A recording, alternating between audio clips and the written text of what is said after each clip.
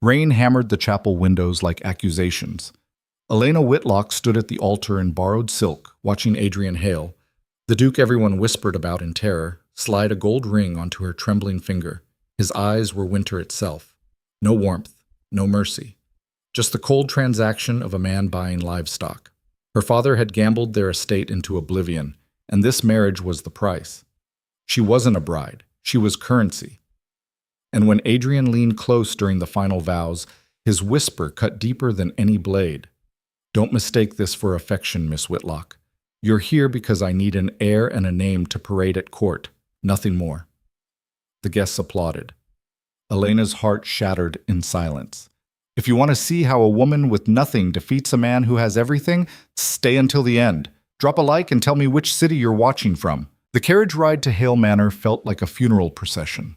Elena sat across from her new husband, the Duke of Ashford, watching rain streak down the windows in rivulets that matched the tears she refused to shed. Adrian didn't look at her. He hadn't looked at her since the ceremony ended, just stared out at the London streets with the expression of a man reviewing military maps, calculating costs and casualties. She wanted to speak, wanted to scream, actually, to demand why he'd agreed to this if he despised the very idea of her. But the words stuck in her throat like stones, because she already knew the answer. Her father had told her 3 weeks ago, after the creditors came, after the auction notices were posted, after every door in London society slammed shut in their faces. The Duke needs a wife of proper breeding, her father had said, not meeting her eyes, and we need his money. It's the only way, Elena. Proper breeding. As if she were a mare being sold for stud. The memory made her stomach twist. The carriage jolted over cobblestones, and Elena's hand shot out to steady herself. Adrian's gaze flicked toward her for half a second, just long enough for her to see the absolute emptiness there, before returning to the window. "We'll arrive within the hour," he said. His voice was clipped, aristocratic, devoid of anything resembling warmth. "The staff has prepared the East Wing for your use. You'll find everything you require there." "The East Wing," Elena repeated slowly. "And where will you be?" "Elsewhere." The single word landed like a door slamming shut. Elena's jaw tightened. She'd spent the last 3 weeks preparing herself for this. For a marriage of convenience, for a man who didn't love her. She'd told herself she could endure it, that she was strong enough. But sitting here watching her husband treat her like an inconvenient piece of furniture, something hot and defiant sparked in her chest.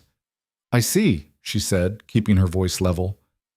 "So we're to live as strangers under the same roof?" "We're to live as necessary," Adrian corrected without looking at her. "You'll attend the events I require of you. You'll present yourself appropriately in society. Beyond that, your time is your own." How generous. Now he did look at her.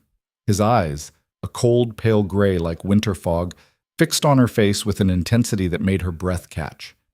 For a moment she thought she saw something flicker there. Anger, maybe, or surprise that she'd dared to speak with an edge in her voice. But then it was gone, replaced by that same icy indifference. "Generosity has nothing to do with it," he said quietly. "This is a contract, Miss Whitlock. I suggest you remember that." "It's Mrs. Hale now," Elena shot back before she could stop herself. "Or have you forgotten the ceremony already?"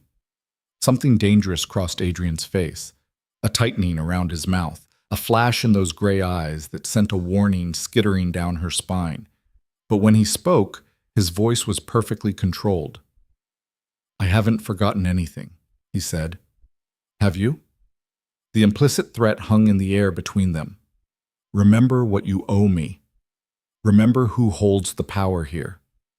Elena turned back to the window, hating the heat that rushed to her cheeks, hating that he could make her feel small with just a handful of words, hating this entire nightmare she'd been forced into, but most of all, hating the tiny traitorous part of her that had hoped, against all reason, that maybe this could be different, that maybe the man she'd married might be something other than the monster society whispered about.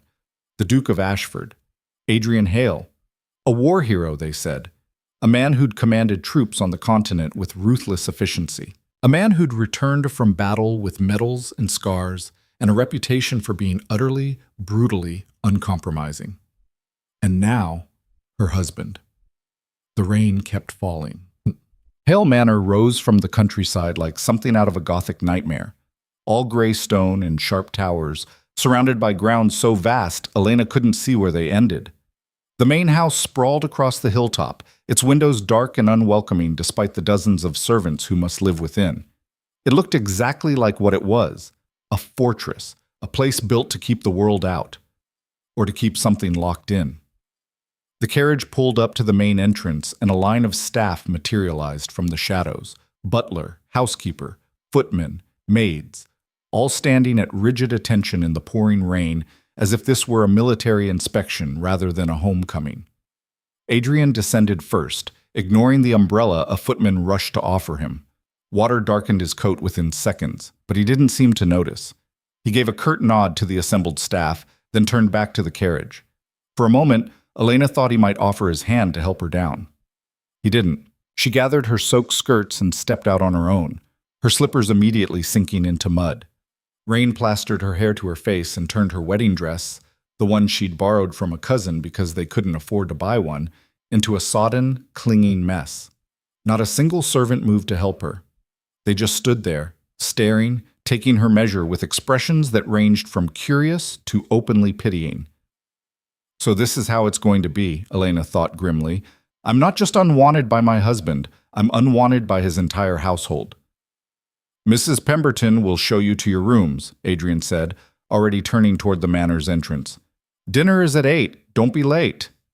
And then he was gone, striding into the house without a backward glance, leaving Elena standing in the rain like some abandoned parcel the post had delivered. The housekeeper, a stern, middle-aged woman with iron-gray hair pulled into a merciless bun, stepped forward. Her expression was carefully neutral, but Elena caught the flicker of judgment in her eyes. This way, Your Grace, Mrs. Pemberton said, the title sounding almost mocking in her crisp tone. Mind the steps. They're slippery when wet. Elena followed her inside, trying to ignore the water squelching in her shoes and the way her dress left a trail of drips across the marble floor. The entrance hall was enormous, all dark wood paneling and ancestral portraits staring down with disapproving faces. Everything was immaculate, expensive, and utterly cold, like Adrian himself. The Duke has assigned you the East Wing, Mrs. Pemberton continued as they climbed a sweeping staircase. The rooms have been prepared according to his specifications. You'll find them adequate. Adequate. Not comfortable, not welcoming. Adequate. They walked down a long corridor lined with more portraits, generations of Hales, all with those same cold gray eyes. Until finally, Mrs. Pemberton stopped at a set of double doors and pushed them open. Your chambers, Your Grace. Elena stepped inside and felt what little hope she'd been clinging to die completely. The rooms were beautiful, in the way a museum was beautiful. Expensive furniture arranged with mathematical precision, heavy drapes blocking most of the light, a four-poster bed large enough to sleep 4 people, looking lonely and enormous in the center of the room. Everything was in shades of cream and pale blue, colors chosen, Elena suspected, to be as impersonal as possible. There were no flowers, no books, no personal touches of any kind. It looked exactly like what it was, a guest room prepared for someone who wasn't expected to stay long. The dressing room is through there, Mrs. Pemberton said, pointing to a door on the left. Your things have been unpacked. If you require anything, ring for a maid. Dinner is at 8 sharp. The Duke doesn't tolerate lateness. She turned to leave, and Elena's voice stopped her. Mrs. Pemberton? The housekeeper paused, looking back with that same carefully neutral expression. Yes, Your Grace? Elena wanted to ask a dozen questions. Why does everyone here look at me like I'm a mistake? What happened to make the Duke this way? How do I survive in a place where I'm clearly not wanted? But she was already starting to understand the rules of this house. This was Adrian's fortress, and everyone in it belonged to him, body and soul. They wouldn't give her answers. They probably wouldn't give her anything at all. So instead, she asked the only question that mattered right now. Where are the Duke's rooms? Mrs. Pemberton's expression didn't change, but something flickered in her eyes. Pity, maybe. Or dark amusement. The West Wing, Your Grace, quite far from here. She paused, then added with perfect cutting courtesy. You needn't worry about disturbing him. The message was clear. You're isolated, alone, exactly where he wants you. Elena stood in the center of her beautiful, empty prison and listened to Mrs. Pemberton's footsteps fade away down the corridor. Then she walked to the window and looked out at the sprawling grounds of Hale Manor, at the rain that showed no signs of stopping, at the world that suddenly seemed very far away. She'd known this marriage would be difficult. She'd prepared herself for coldness, for distance, for a husband who didn't love her, but she hadn't prepared for this, for the systematic erasure of her presence, for being treated like a ghost in her own home. Elena pressed her forehead against the cold glass and finally let herself cry, hot, bitter tears that mixed with the rain streaming down the other side of the window. She cried for her lost freedom, for her family's ruin, for the future she'd been forced to surrender. And when the tears finally stopped, she made herself a promise. She wouldn't break. She wouldn't disappear into these empty rooms and let this place swallow her whole. If Adrian Hale thought he could bury her in the East Wing and forget she existed, he was about to learn exactly how wrong he was. Elena Whitlock might have been forced into this marriage, but she'd be damned if she let it destroy her. Dinner was exactly as awful as Elena had anticipated. She arrived at precisely 8 o'clock, wearing the only evening dress she owned that wasn't completely ruined by rain, a simple green silk that had been fashionable 2 seasons ago. A maid had helped her with her hair, pinning it up in a style that was elegant enough but nothing spectacular. There was no jewelry. Her family had sold it all months ago. The dining room could have seated 40 people easily. Tonight, it seated 2. Adrian was already there, standing by the fireplace with a glass of whiskey in his hand, looking like he'd rather be anywhere else on earth. He'd changed into evening clothes, black coat, crisp white shirt, perfectly tied cravat, and somehow managed to look even more intimidating than he had at the wedding. He glanced up when she entered, his gaze sweeping over her in a single dismissive assessment. "You're punctual," he said. It didn't sound like a compliment. "You said not to be late," Elena replied, moving to the chair a footman had pulled out for her at the far end of the impossibly long table. Adrian remained standing by the fire, making no move to join her. "I have business to attend to after dinner. We won't linger." "Of course not," Elena said quietly. "Heaven forbid we actually speak to each other." His eyes narrowed fractionally. "If you have something to say, Mrs. Hale, say it." The challenge in his voice was unmistakable. He was daring her to complain, to whine, to prove that she was exactly as weak and useless as he clearly believed her to be. Elena met his gaze steadily. "I was simply noting that for a married couple, we seem remarkably uninterested in each other's company." "We're not a couple," Adrian said flatly. "We're 2 people bound by a legal contract. There's a difference." "Is there?" Elena picked up her water glass, proud that her hand didn't shake. "Because from where I'm sitting, it looks like you've gone to considerable trouble to avoid even that much."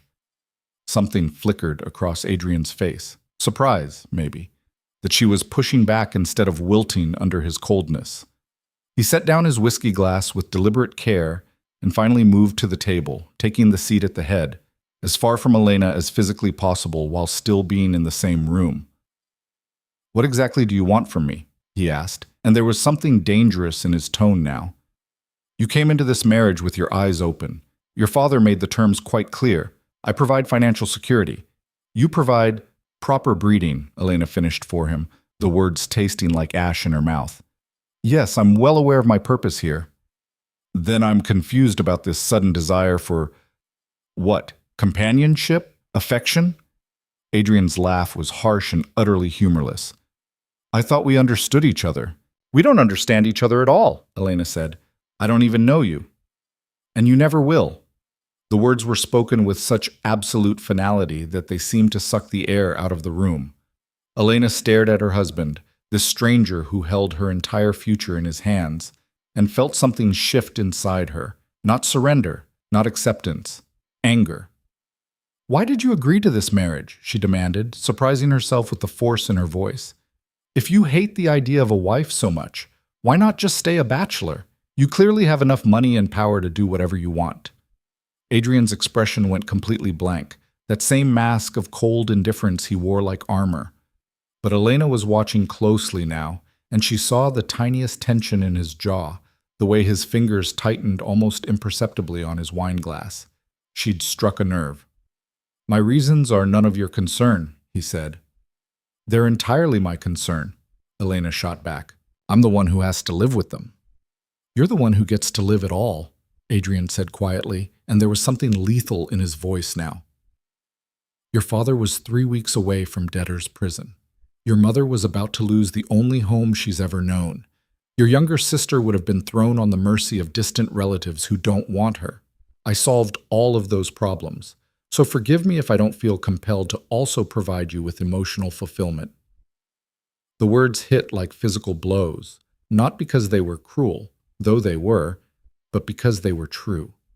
Every single word. Elena looked down at her plate, hating the burn behind her eyes, hating that he could make her feel this small, this powerless. The footman brought the first course, some kind of delicate soup that probably cost more than Elena's family used to spend on food in a week. She picked up her spoon mechanically, not tasting anything. They ate in silence. The only sounds were silverware against china and the crackling of the fire. It should have been comfortable, civilized. It felt like slow torture. Elena made it through 3 courses before she couldn't stand it anymore. She set down her fork and looked directly at Adrian, who was methodically working through his meal like it was another military exercise to be completed. "I know you saved my family," she said quietly. "I know what I owe you, but that doesn't mean I have to pretend this is normal, that it's acceptable for a husband to treat his wife like she's nothing." Adrian's hand stilled on his wine glass. For a long moment he didn't move, didn't speak. Then very slowly he set the glass down and looked at her. The expression on his face made Elena's breath catch. It wasn't anger, it wasn't even coldness anymore.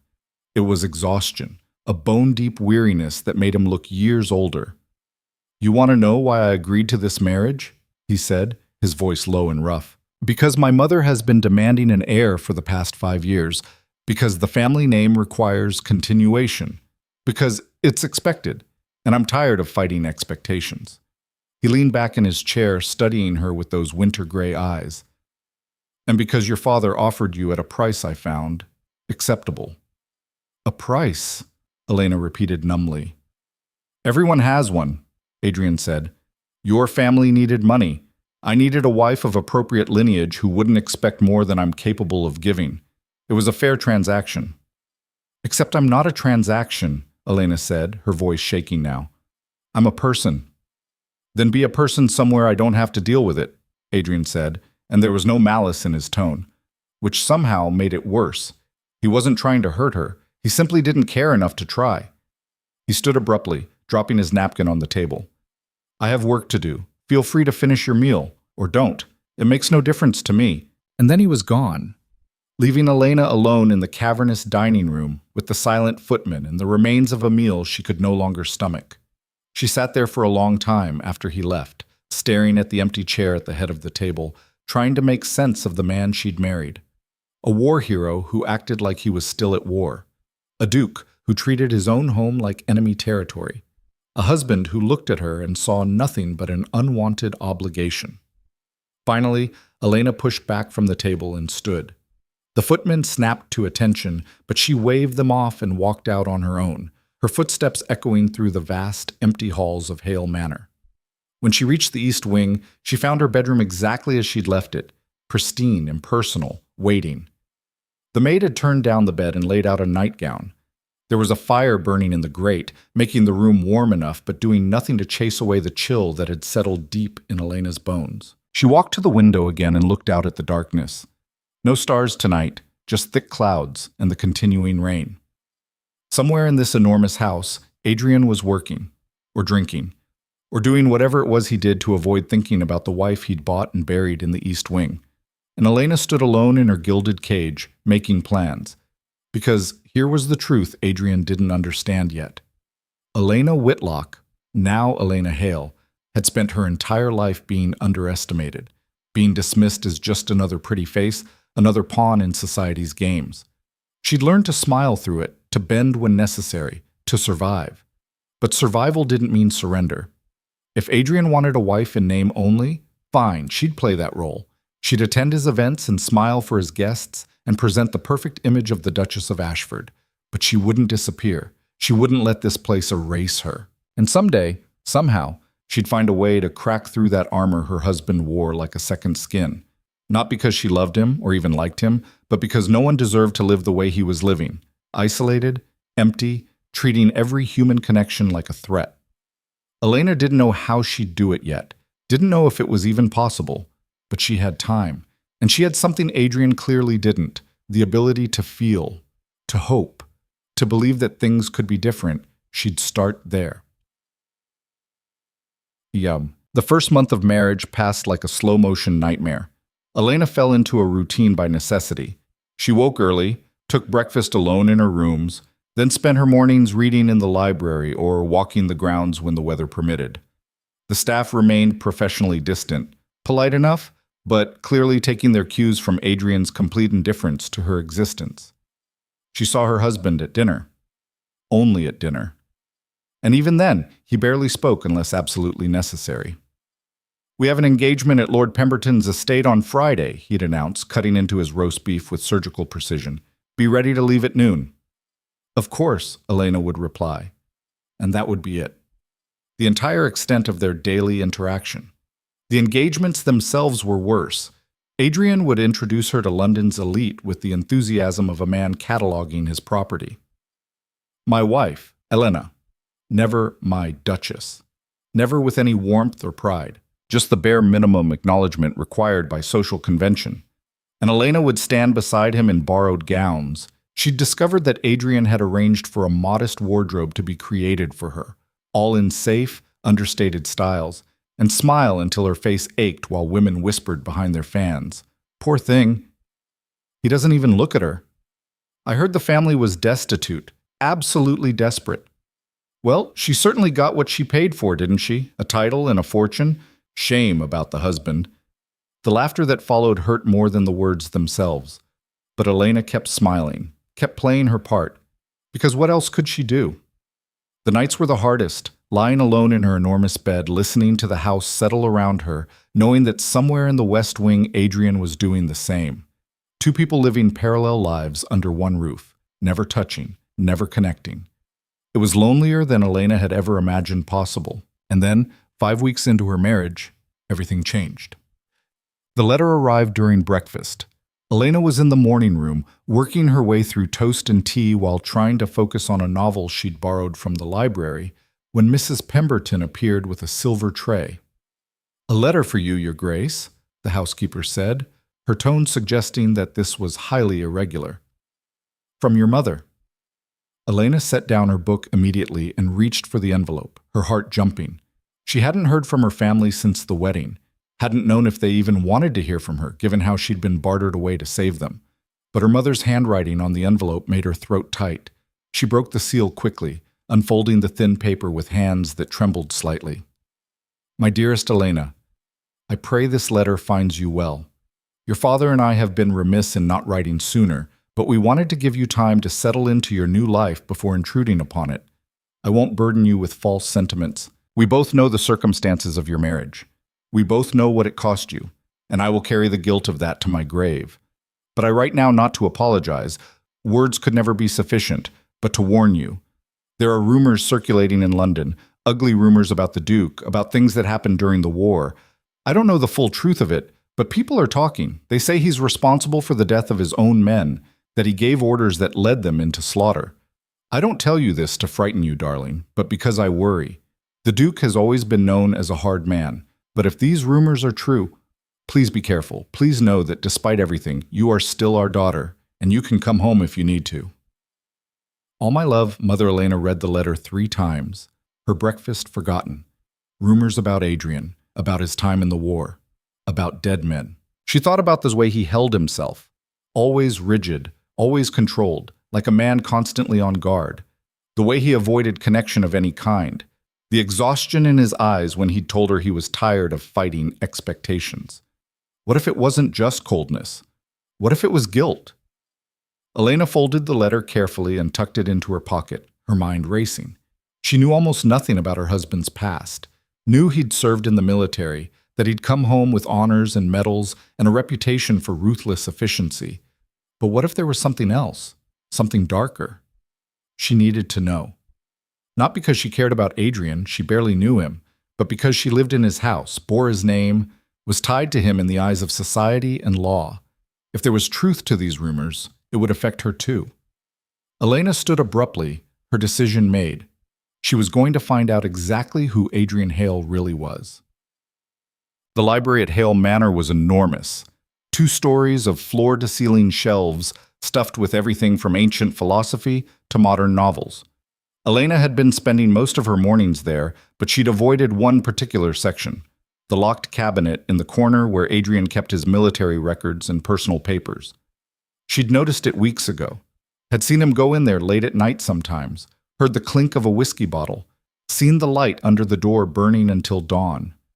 Now, standing in front of that locked cabinet, Elena felt her heart pounding. This was a violation, a betrayal of whatever fragile trust existed between them, which was almost none, but still. Adrian had made it clear his past was not her business, but her mother's letter burned in her pocket, responsible for the death of his own men. Elena looked around the empty library, then made her decision. She pulled a hairpin from her chignon, a skill she'd learned years ago from a maid who'd been far less proper than she should have been, and knelt in front of the cabinet's lock. It took 3 tries, but finally she heard the click. The cabinet swung open, revealing stacks of papers, journals, and official-looking documents bound with red ribbon. Elena's hands shook as she pulled out the first journal, opened it to a random page, and began to read. March 12th. Lost 3 men today to sniper fire. Could have been avoided if command had listened to my assessment of the position. They never listen. They send men to die and call it strategy. Elena's breath caught. The handwriting was Adrian's.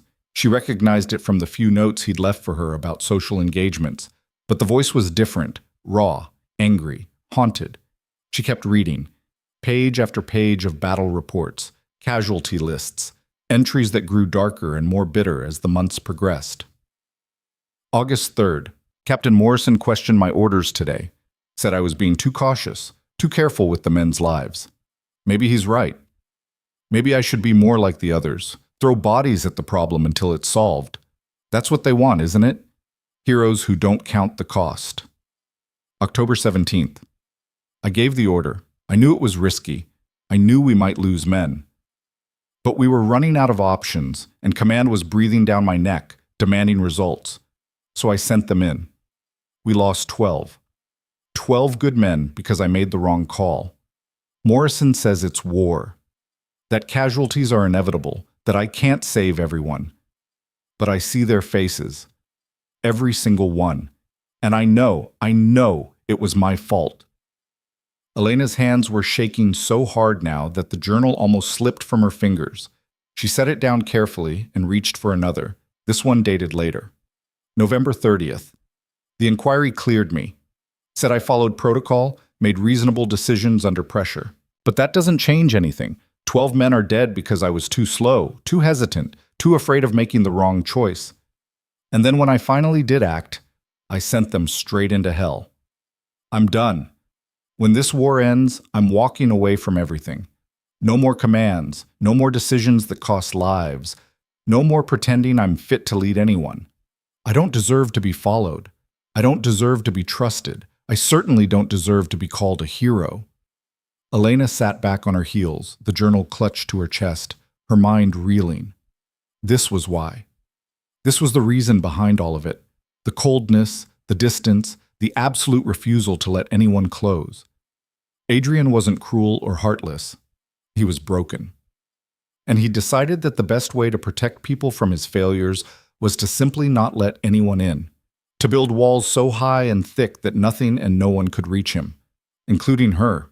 Elena was still sitting there, surrounded by Adrian's confessions, when she heard footsteps in the corridor outside. Her heart stopped. She scrambled to gather the journals, to shove them back into the cabinet, but her hands were shaking too badly and the papers scattered across the floor, and the library door opened. Adrian stood in the doorway, still in his riding clothes, his face darkening as he took in the scene. Elena on her knees, his journals spread around her, the cabinet open behind her. For a moment, neither of them moved. Neither of them breathed. Then Adrian's voice, colder than she'd ever heard it. "What the hell do you think you're doing?" Elena's first instinct was to lie, to say she'd been looking for a book, that the cabinet had been unlocked already, that she hadn't meant to pry. But the words died in her throat when she saw Adrian's face. He wasn't just angry, he looked betrayed, wounded in a way that went deeper than simple fury. "I asked you a question," he said, his voice deadly quiet as he stepped into the library and closed the door behind him. "What are you doing with my personal papers?" Elena forced herself to stand, even though her legs felt weak. The journals were still scattered at her feet, evidence of her intrusion impossible to deny. "I was trying to understand," she said, hating how small her voice sounded. "Understand what?" Adrian moved toward her with controlled, predatory grace. "What gives you the right to go through my private belongings? To break into locked cabinets like some common thief?" "I'm not a thief," Elena shot back, finding her spine. "I'm your wife." "You're a stranger who happens to bear my name," Adrian corrected coldly. "That doesn't entitle you to invade my privacy." "Doesn't it?" Elena gestured at the journals, her fear giving way to anger now. "I live in your house. I wear your ring. My entire future is tied to yours. And yet you've told me nothing, given me nothing. I don't even know who you are." "Because it's none of your concern," Adrian said, but there was something fraying at the edges of his control now.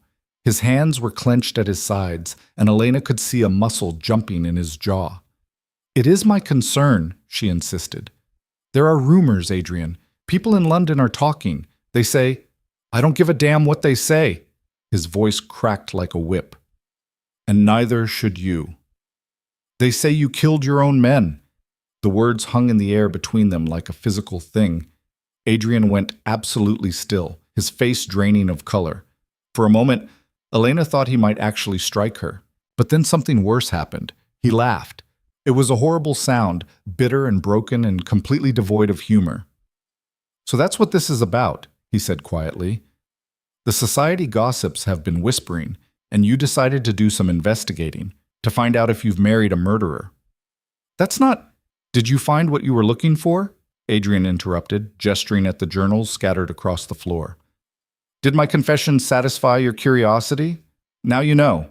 I gave orders that got 12 men killed. Good men. Better men than I'll ever be. They followed me because they trusted me, and I led them straight into an ambush because I was too afraid to act, and then too desperate when I finally did." His voice was rising now, years of carefully controlled emotion beginning to crack through. "The inquiry cleared me, said it was war, that casualties happened, that I'd made reasonable tactical decisions. But you know what? They're wrong. Those 12 men died because I failed them. Because I was so busy trying to be careful, trying not to make mistakes, that I made the worst mistake possible. I hesitated when I should have acted, and then acted when I should have pulled back." Elena stood frozen, watching her husband unravel in front of her. This wasn't the cold, controlled Duke. This was someone raw and bleeding and clearly still in agony over something that had happened years ago. "Adrian," she said softly, "don't." He held up a hand, stopping her. "Don't you dare pity me. I don't want your sympathy. I don't want anything from you except to be left alone." "Well, that's too bad," Elena said, her own temper flaring now. "Because whether you like it or not, we're married. We're stuck with each other. And I'm tired of living like a ghost in this house, tiptoeing around your pain like it's some sacred thing I'm not allowed to acknowledge." Adrian stared at her, something dangerous flickering in those gray eyes. "You have no idea what you're talking about." "Then explain it to me," Elena challenged. "Stop hiding behind these walls and actually talk to me. Tell me what happened. Tell me why you're so determined to punish yourself and everyone around you for something that was an accident of war." "It wasn't an accident," Adrian said through gritted teeth. "It was a choice. My choice. And men died because of it." "Men die in war," Elena said. "That's what war is." "Don't," Adrian warned. "Don't minimize this. Don't stand there and tell me it's acceptable." "I'm not saying it's acceptable," Elena interrupted. "I'm saying it's human. You made a decision in impossible circumstances. You made a mistake. That doesn't make you a monster." "You don't know that." Adrian's voice dropped to something almost desperate. "You don't know what I'm capable of, what I've done." "So tell me," Elena pressed, Stop treating me like some delicate flower who can't handle the truth. I broke into your locked cabinet and read your journals. I think I can handle hearing you actually speak the words." For a long moment, Adrian just stared at her. Elena could see the war happening behind his eyes, the part of him that wanted to push her away, fighting against something else, something that, maybe, just maybe, was tired of carrying this alone. Finally, he moved to one of the leather chairs by the fireplace and sat down heavily, as if the weight of the conversation had physically exhausted him. "There was a village," he said quietly, not looking at her. "A strategic position we needed to secure. Intelligence said it was lightly defended. A quick strike, they told me. In and out." Elena moved closer, careful not to crowd him, and sat in the chair opposite. She didn't speak, just waited. "But I had a bad feeling about it," Adrian continued. "The intelligence was too clean, too convenient. I told my commanding officer we should wait, do more reconnaissance. He said we didn't have time, that the opportunity would be lost if we hesitated." His hands clenched on the arms of the chair. "So I waited anyway. Pulled my men back. Spent 3 days doing additional scouting while command screamed at me for insubordination. And you know what? I was right.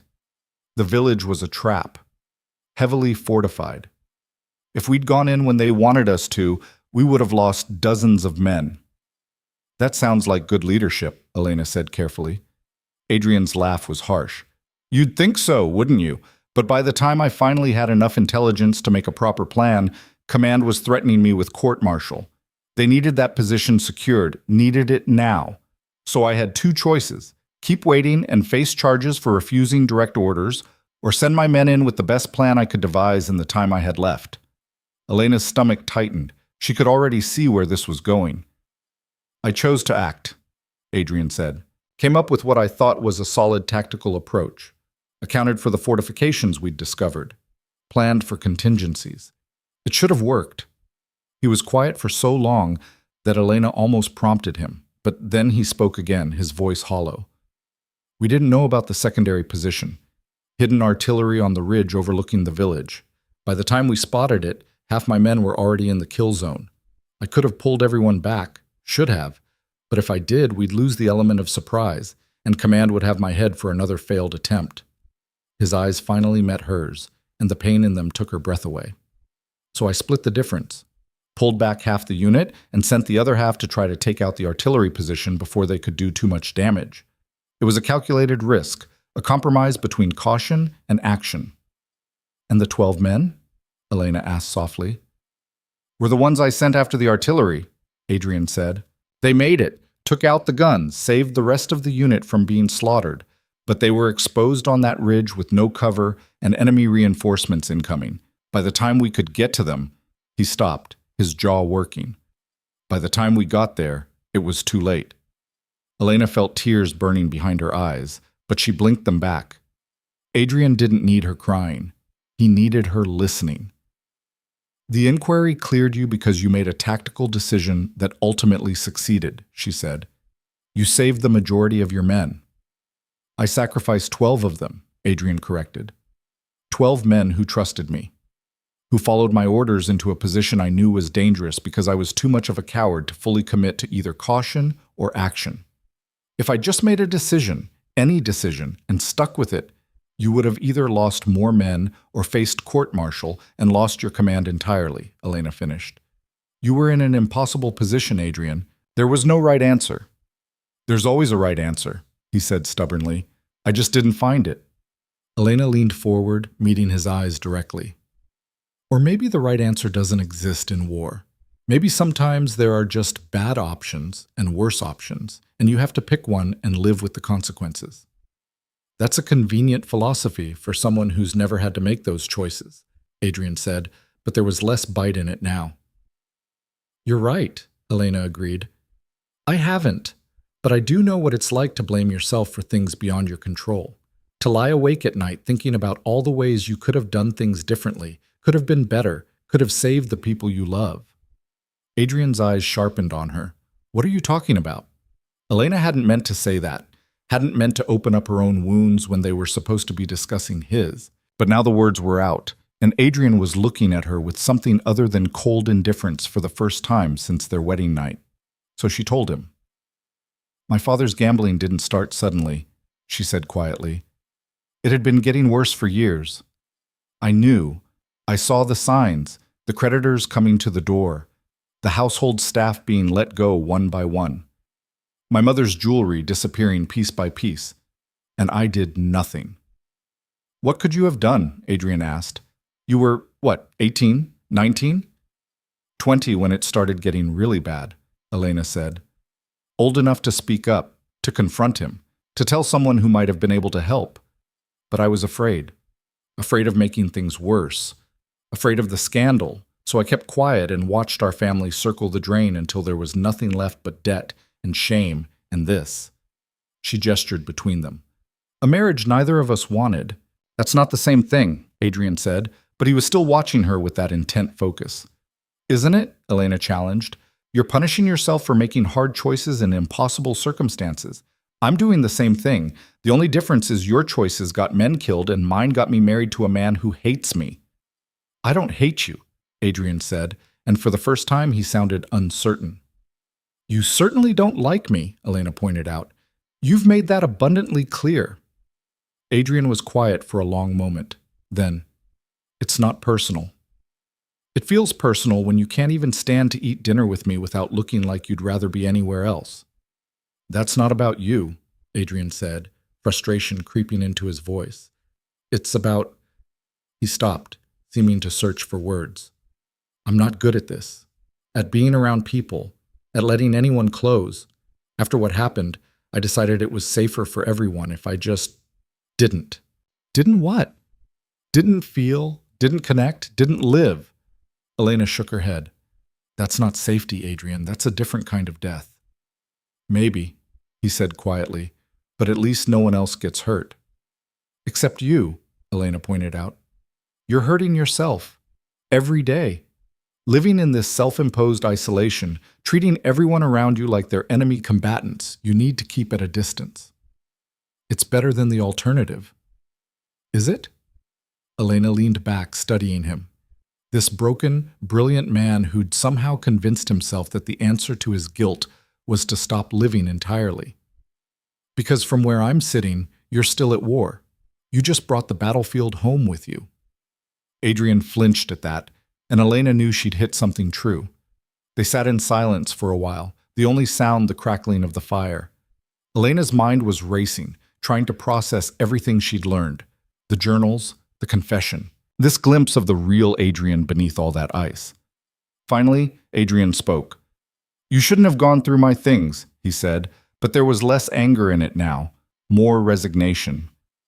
"I know," Elena admitted, "and I'm sorry for violating your privacy, but I'm not sorry for what I learned, because now at least I understand." "Understand what?" "Why you're so determined to keep me at arm's length," Elena said. "You're not cruel, you're scared." Adrian's jaw tightened. "I'm not." Terrified, Elena continued, as if he hadn't spoken, "that if you let yourself care about anyone again, you'll fail them the way you think you failed those 12 men. So you've decided the safest thing to do is just not care at all." "That's not—" Adrian stopped, then laughed bitterly. "Fine. Yes, you're right. Is that what you wanted to hear?" "It's a start," Elena said. They stared at each other across the space between their chairs, and for a moment Elena saw something shift in Adrian's expression. Not warmth, exactly, but maybe the first crack in all those carefully constructed walls. Then footsteps echoed in the corridor outside, and Adrian stood abruptly, the moment shattering.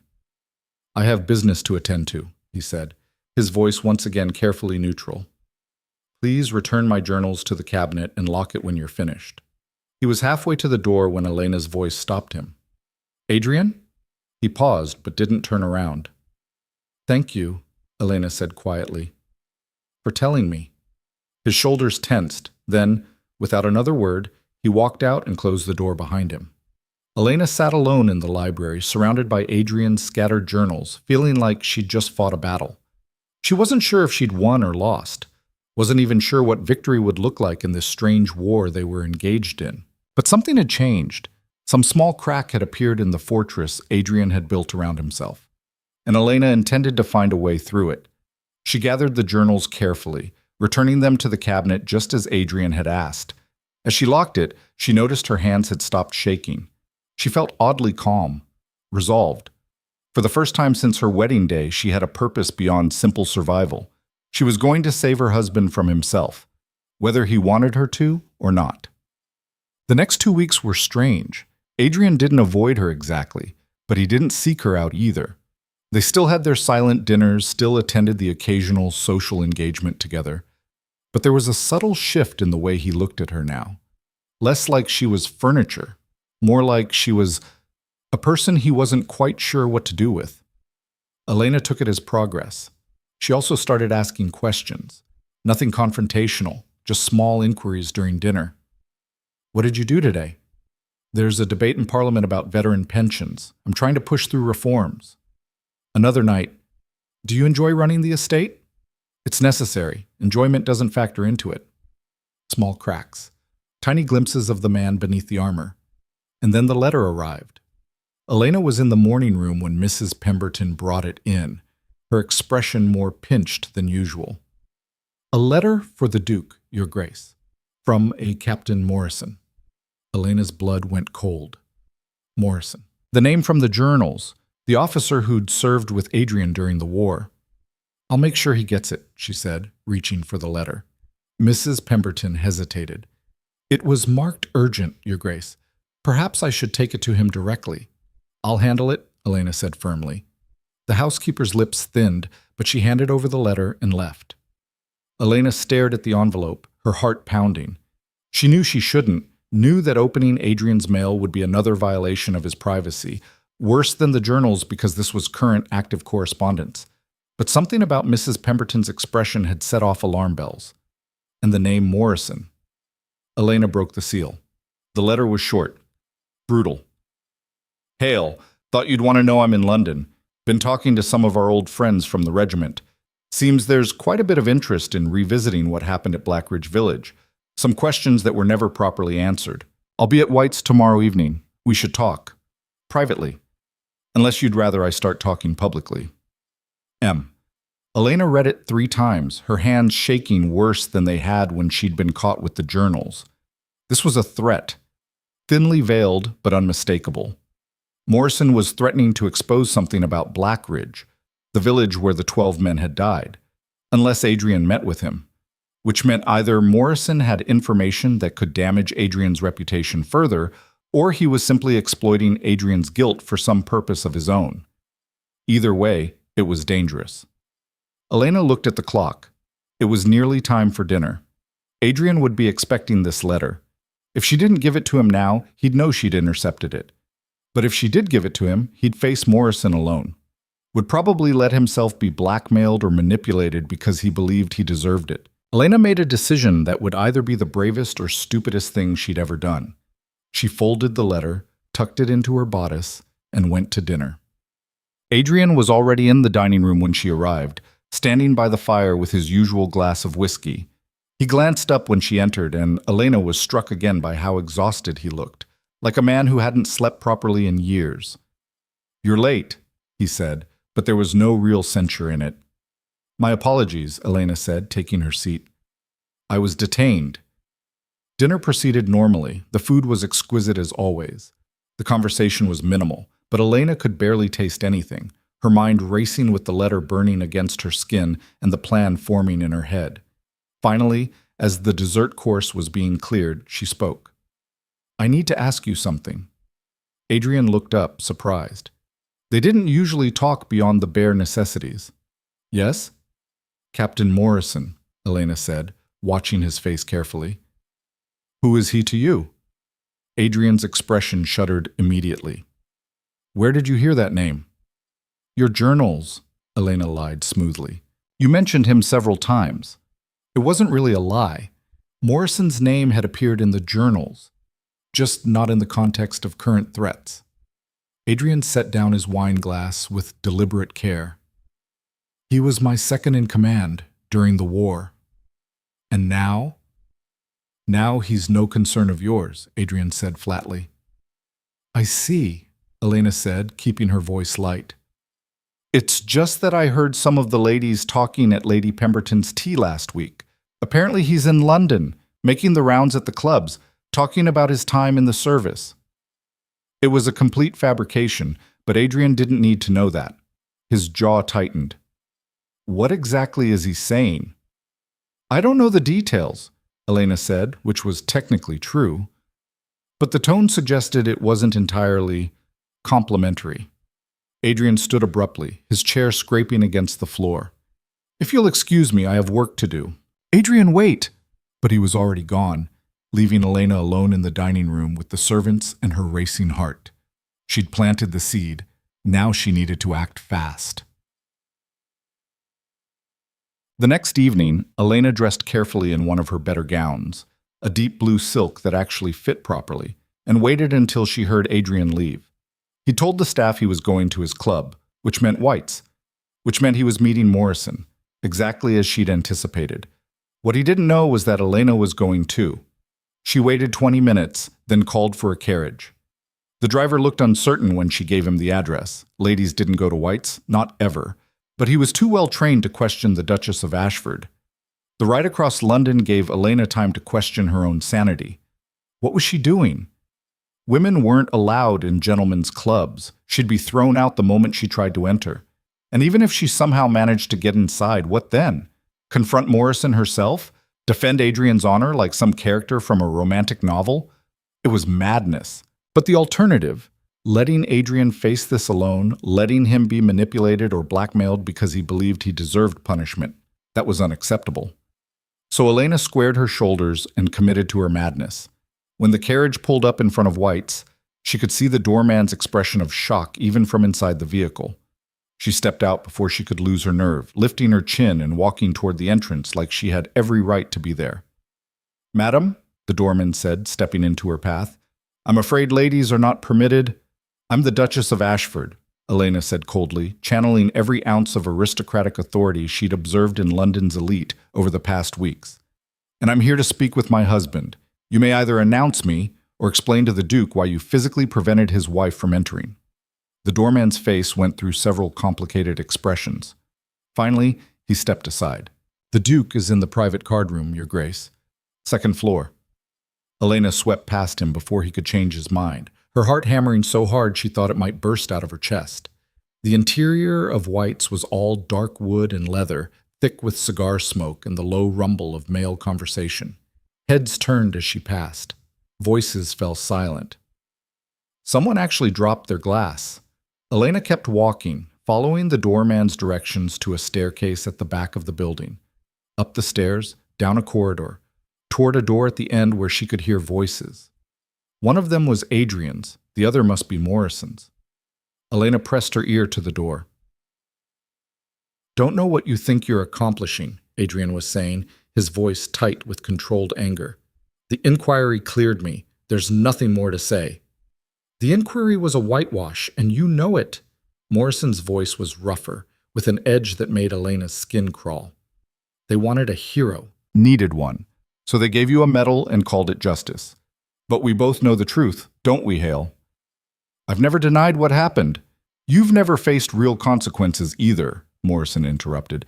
"You get to come home to your title and your fortune and your pretty new wife while 12 good men are rotting in the ground.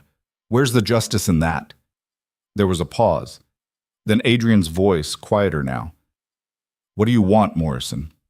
"I want what you owe me. What you owe all of us who served under your command and survived. Compensation for your failures." "You want money," Adrian said flatly. "I want what's fair. £20,000 should cover it. Consider it reparations." Elena's hands clenched into fists. This bastard was extorting her husband, using his guilt as leverage. "And if I refuse?" Adrian asked. "Then I start talking, loudly, about how the great Duke of Ashford got 12 men killed through his own cowardice and incompetence, about how the inquiry covered it up to protect a nobleman. The scandal will destroy you, your reputation, your standing, everything." "I don't care about my reputation," Adrian said. "Maybe not.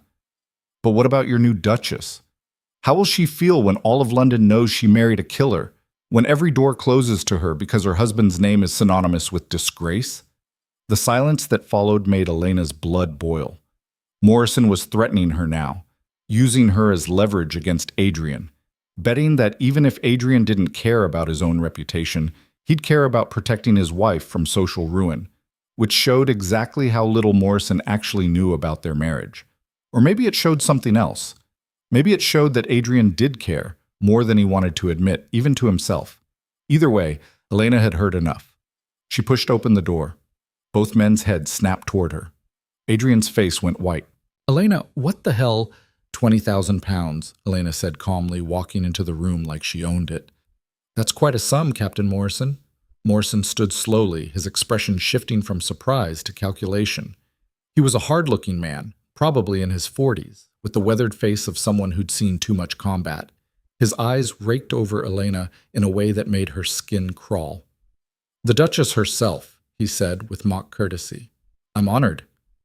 "You're a blackmailer," Elena corrected. "There's no honor in that." Morrison's smile turned ugly. "I'm a man seeking fair compensation for injustices suffered. If you want to call that blackmail, feel free." "Elena, leave," Adrian said sharply. "Now." "No," Elena said, not taking her eyes off Morrison. "I don't think I will." "This doesn't concern you," Adrian tried again, and there was something almost desperate in his voice now. "It concerns me quite a bit, actually," Elena said. "Since apparently my reputation is now part of your leverage, tell me, Captain, do you have any actual proof of wrongdoing? Any evidence beyond your word against my husband's?" Morrison's expression darkened. "I have the truth. The truth is that you served under my husband's command, that 12 men died in a battle you both survived, and that an official inquiry cleared the Duke of any misconduct." Elena kept her voice level, her posture perfect. "What you don't have is proof of anything criminal or even improper. What you have is a tragic event that you're attempting to exploit for financial gain." "Your wife has a sharp tongue, Hale," Morrison said, his eyes never leaving Elena. "Pity it won't do her any good when I'm done talking." "Then talk," Elena challenged. "Right now. Tell me exactly what you plan to say about my husband. Let's hear these terrible revelations." Morrison blinked, clearly not expecting this response. "Because here's the thing, Captain," Elena continued, taking a step closer. "You're betting that scandal will destroy us. That society will turn against the Duke based on your accusations. But you're making one critical mistake." "And what's that?" Morrison sneered. "You're assuming we care what society thinks." Elena smiled, and there was steel in it.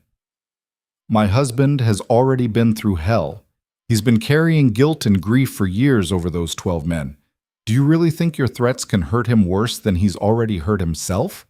She glanced at Adrian, who was staring at her like he'd never seen her before. "And as for me," Elena continued, turning back to Morrison, "I'm already the subject of gossip and pity. The poor girl who had to marry the cold Duke to save her family from ruin." Adding, "and her husband was involved in a controversial battle, to that doesn't really change my situation." "You're bluffing," Morrison said, but there was uncertainty in his voice now. "Try me," Elena said softly. "Go ahead. Tell your stories. Make your accusations. See what happens." "Elena," Adrian started, but she cut him off with a look. "The truth is, Captain Morrison, you have no power here. You're a desperate man making desperate threats, and we're not interested in playing your game." She moved to stand beside Adrian, her shoulder almost touching his, presenting a united front. "So, here's our counteroffer," she said. "Leave London. Go back to whatever hole you crawled out of. And if we ever hear that you're spreading rumors or making accusations about my husband, I will personally ensure that every door in London and beyond is closed to you. I may be new to this world, but I'm the Duchess of Ashford now, and I'm discovering I can be quite vindictive when someone threatens my family." The silence that followed was absolute. Morrison's face had gone red, then white, his hands clenched and unclenched at his sides.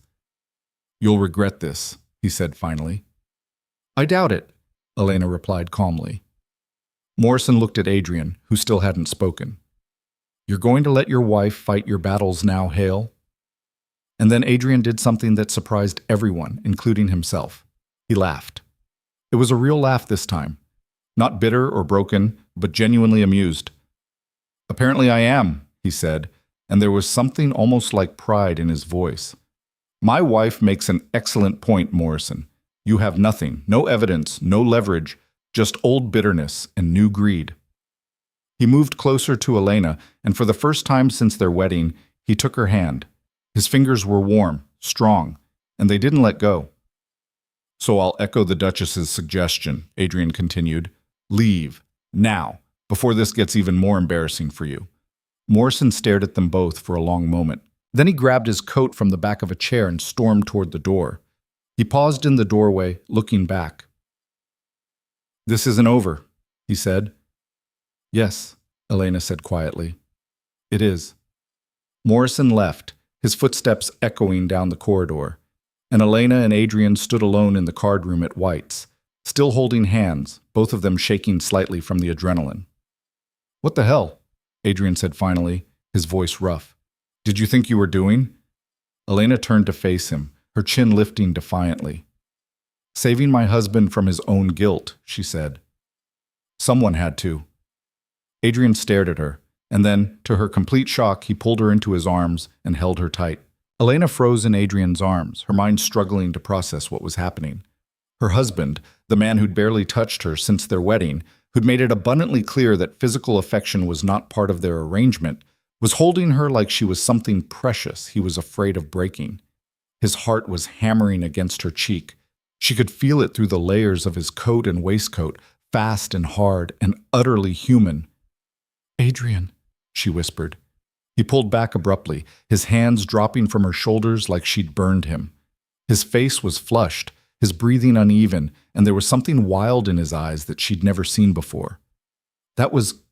He stopped, running a hand through his hair. You shouldn't have done that. Any of it. Coming here, confronting Morrison, threatening him. But I did, Elena interrupted. And it worked. It worked because you're insane, Adrian said, but there was no heat in it. Breaking into a gentleman's club, facing down a man twice your size who clearly has no scruples. Do you have any idea how dangerous that was? About as dangerous as letting yourself be blackmailed by a bitter veteran with a grudge, Elena shot back. Adrian opened his mouth, closed it, then laughed again. That same startled sound from earlier. You're impossible. I'm effective, Elena corrected. There's a difference. They stared at each other in the dim light of the card room, and Elena felt something shift between them. Not love, not even affection necessarily, but recognition. The acknowledgement that they were no longer strangers playing roles in a strategic marriage. They were partners, whether Adrian liked it or not. We should leave, Adrian said finally, before the entire club realizes the Duchess of Ashford just invaded their sacred space. Let them realize, Elena said, but she let him take her arm and guide her toward the door. They made it down this corridor and halfway down the stairs before someone stopped them. Hail! Adrian tensed. Elena turned to see an elderly gentleman in military dress watching them from the landing above, his expression caught between shock and what might have been amusement. Lord Cranston, Adrian said carefully.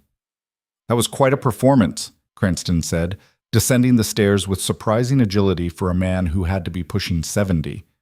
I heard voices, thought Morrison might be causing trouble, but it seems your Duchess handled him admirably. He bowed to Elena with old-fashioned courtesy. Your Grace, I served with your husband in the peninsula. It's an honor to meet you. Thank you, Lord Cranston, Elena said, studying him. There was something in his eyes, approval mixed with concern. Morrison's been spreading poison for weeks now, Cranston continued, his voice low, telling anyone who'll listen that Adrian here got men killed through incompetence. Most of us who actually served know better, but, he shrugged, scandal sells better than truth. Then perhaps it's time the truth was told, Elena said. Cranston's eyebrows rose. Meaning my husband has been carrying guilt for a military decision made under impossible circumstances, while a man like Morrison exploits that guilt for personal gain. That's not justice, that's cowardice. Elena, Adrian warned, but Cranston was nodding slowly. The girl has a point, Hale. You've been hiding from this for years. Maybe it's time to face it head on. There's nothing to face, Adrian said stiffly. The inquiry cleared me. The matter is closed. Is it? Cranston gestured up the stairs toward where Morrison had fled. Because from where I'm standing, it's very much open, and getting worse. Adrian's jaw tightened, but he didn't respond. Elena looked between them, her mind racing. What aren't you telling me? It's not important, Adrian said. Morrison isn't working alone, Cranston said at the same time. Adrian shot him a look that could have melted steel. Cranston, she has a right to know, boy. Especially if she's going to be standing beside you when this all comes to a head. When what comes to a head? Elena demanded. Cranston sighed. There's a group of veterans, men who served under various commanders during the war, some with legitimate grievances, others just bitter about how their service ended. Morrison's been organizing them, talking about demanding a formal inquiry into wartime conduct, starting with Blackridge. Elena's stomach dropped. A public inquiry? They're calling for it in Parliament, Cranston confirmed. Started making noise about a week ago. Haven't gotten much traction yet, but if Morrison keeps pushing, he trailed off meaningfully. Why didn't you tell me? Elena turned to Adrian, whose face had gone carefully blank. Because it's not your problem to solve, he said quietly. Like hell it isn't. Elena's voice rose despite herself. We're married, Adrian. Your problems are my problems. That's how this works. That's not how this works, Adrian corrected. You're my wife in name. You don't have to… Stop, Elena interrupted. Just stop. I'm tired of this dance we're doing where you pretend I don't exist and I pretend that's acceptable. We just faced down a blackmailer together. I think we're past pretending. Adrian looked like he wanted to argue, but then something in his expression crumbled and he just nodded wearily. We should go home, he said. Discuss this somewhere more private. Good idea, Cranston agreed. And Hale, whatever you decide to do about Morrison and his inquiry, you don't have to do it alone. There are men, good men, who remember what really happened, who'll stand with you if you ask. I won't ask, Adrian said. That's what I thought you'd say, Cranston replied. But the offer stands. The carriage ride back to Hale Manor was silent. Adrian stared out the window, his face a mask of control that Elena was starting to recognize as his way of processing overwhelming emotion. She sat across from him, her own mind spinning. A public inquiry. Morrison organizing veterans with grievances. The potential for Adrian's reputation, and by extension hers, to be dragged through the mud in front of all of London. She should be terrified, should be regretting her impulsive decision to confront Morrison.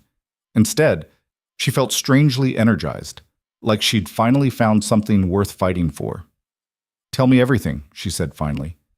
Adrian's gaze flicked to her. What? Morrison.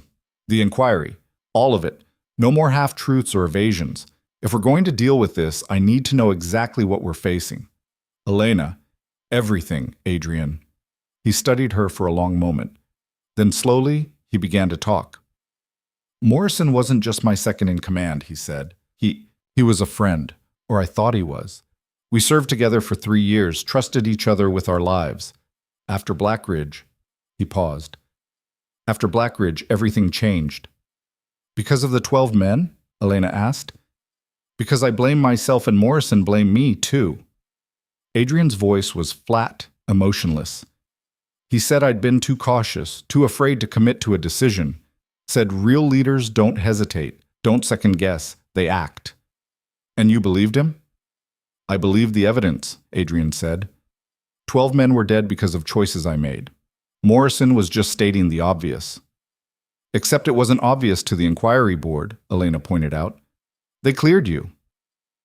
They cleared me because they needed a hero, and I was convenient, Adrian said bitterly. The truth was messier than they wanted to deal with. Elena leaned forward. What truth?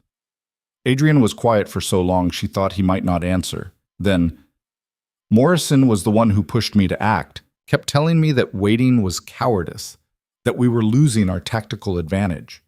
He was in my ear constantly, questioning every decision, undermining my authority with the men. So when you finally gave the order to attack, I was making a decision based partly on sound tactics and partly on desperation to prove Morrison wrong, Adrian finished, which makes it even more my fault. I let personal conflict cloud my judgment. Or Morrison manipulated you into a position where any decision you made would be wrong, Elena said. And now he's using your guilt to extort money and stir up trouble. You don't understand, Adrian said. Morrison lost men too. Good men. He has a right to be angry. He has a right to grieve, Elena corrected. Not to destroy you in the process. The carriage pulled up to the manor, and they climbed out in silence. Inside, the house was dark except for a few candles left burning by the staff. Adrian headed immediately for the library, and Elena followed without asking permission. He poured himself a whiskey, drank half of it in one swallow, then turned to face her. A public inquiry will dig up everything, he said. Every decision I made, every casualty. They'll question every officer who served under me, examine every battle report. And at the end of it, even if I'm technically cleared again, my reputation will be destroyed. Everyone will know that I hesitated when I should have acted, that 12 men died because I couldn't make up my mind. Or they'll know that you were a thoughtful commander trying to minimize casualties in impossible circumstances, Elena said. That's not how the public will see it. Then we change how they see it, Elena said. Adrian laughed harshly. How exactly do you propose we do that? By telling the truth, the whole truth, not the sanitized version the first inquiry produced, but the real story. The impossible position you were in. The pressure from command, Morrison's manipulation, all of it. That would make things worse, Adrian protested. Would it? Elena challenged. Because right now you're letting Morrison control the narrative. He gets to decide what story gets told, what evidence gets presented. You're just accepting it, accepting that you deserve whatever punishment he wants to inflict. I do deserve it. Stop, Elena said sharply. Stop punishing yourself. Stop letting Morrison punish you. Those 12 men died in a war, Adrian. A war with thousands of casualties. You didn't kill them. The enemy did. I gave the order that put them in position to be killed. Because you were a commanding officer making tactical decisions in the middle of a battle, Elena said. That's not the same as murder, and you know it. Adrian turned away, his shoulders rigid. You don't understand. Then explain it to me, Elena said, moving closer. Make me understand why you're so determined to destroy yourself over this. Because I see their faces, Adrian's voice cracked. Every night, every time I close my eyes, 12 men who trusted me, who followed my orders, who died because I made the wrong call. What were their names? Elena asked quietly. Adrian froze. What? The 12 men who died. What were their names? He turned to stare at her like she'd lost her mind. Why does that matter? Because if you're going to carry their deaths with you forever, you should at least know who you're mourning, Elena said. So tell me, what were their names? Adrian's face went pale. His mouth opened, closed. I don't... He stopped, tried again. I can't... You can't remember their names, Elena said softly. I knew them, Adrian said desperately. I knew all of them. They were good men, brave.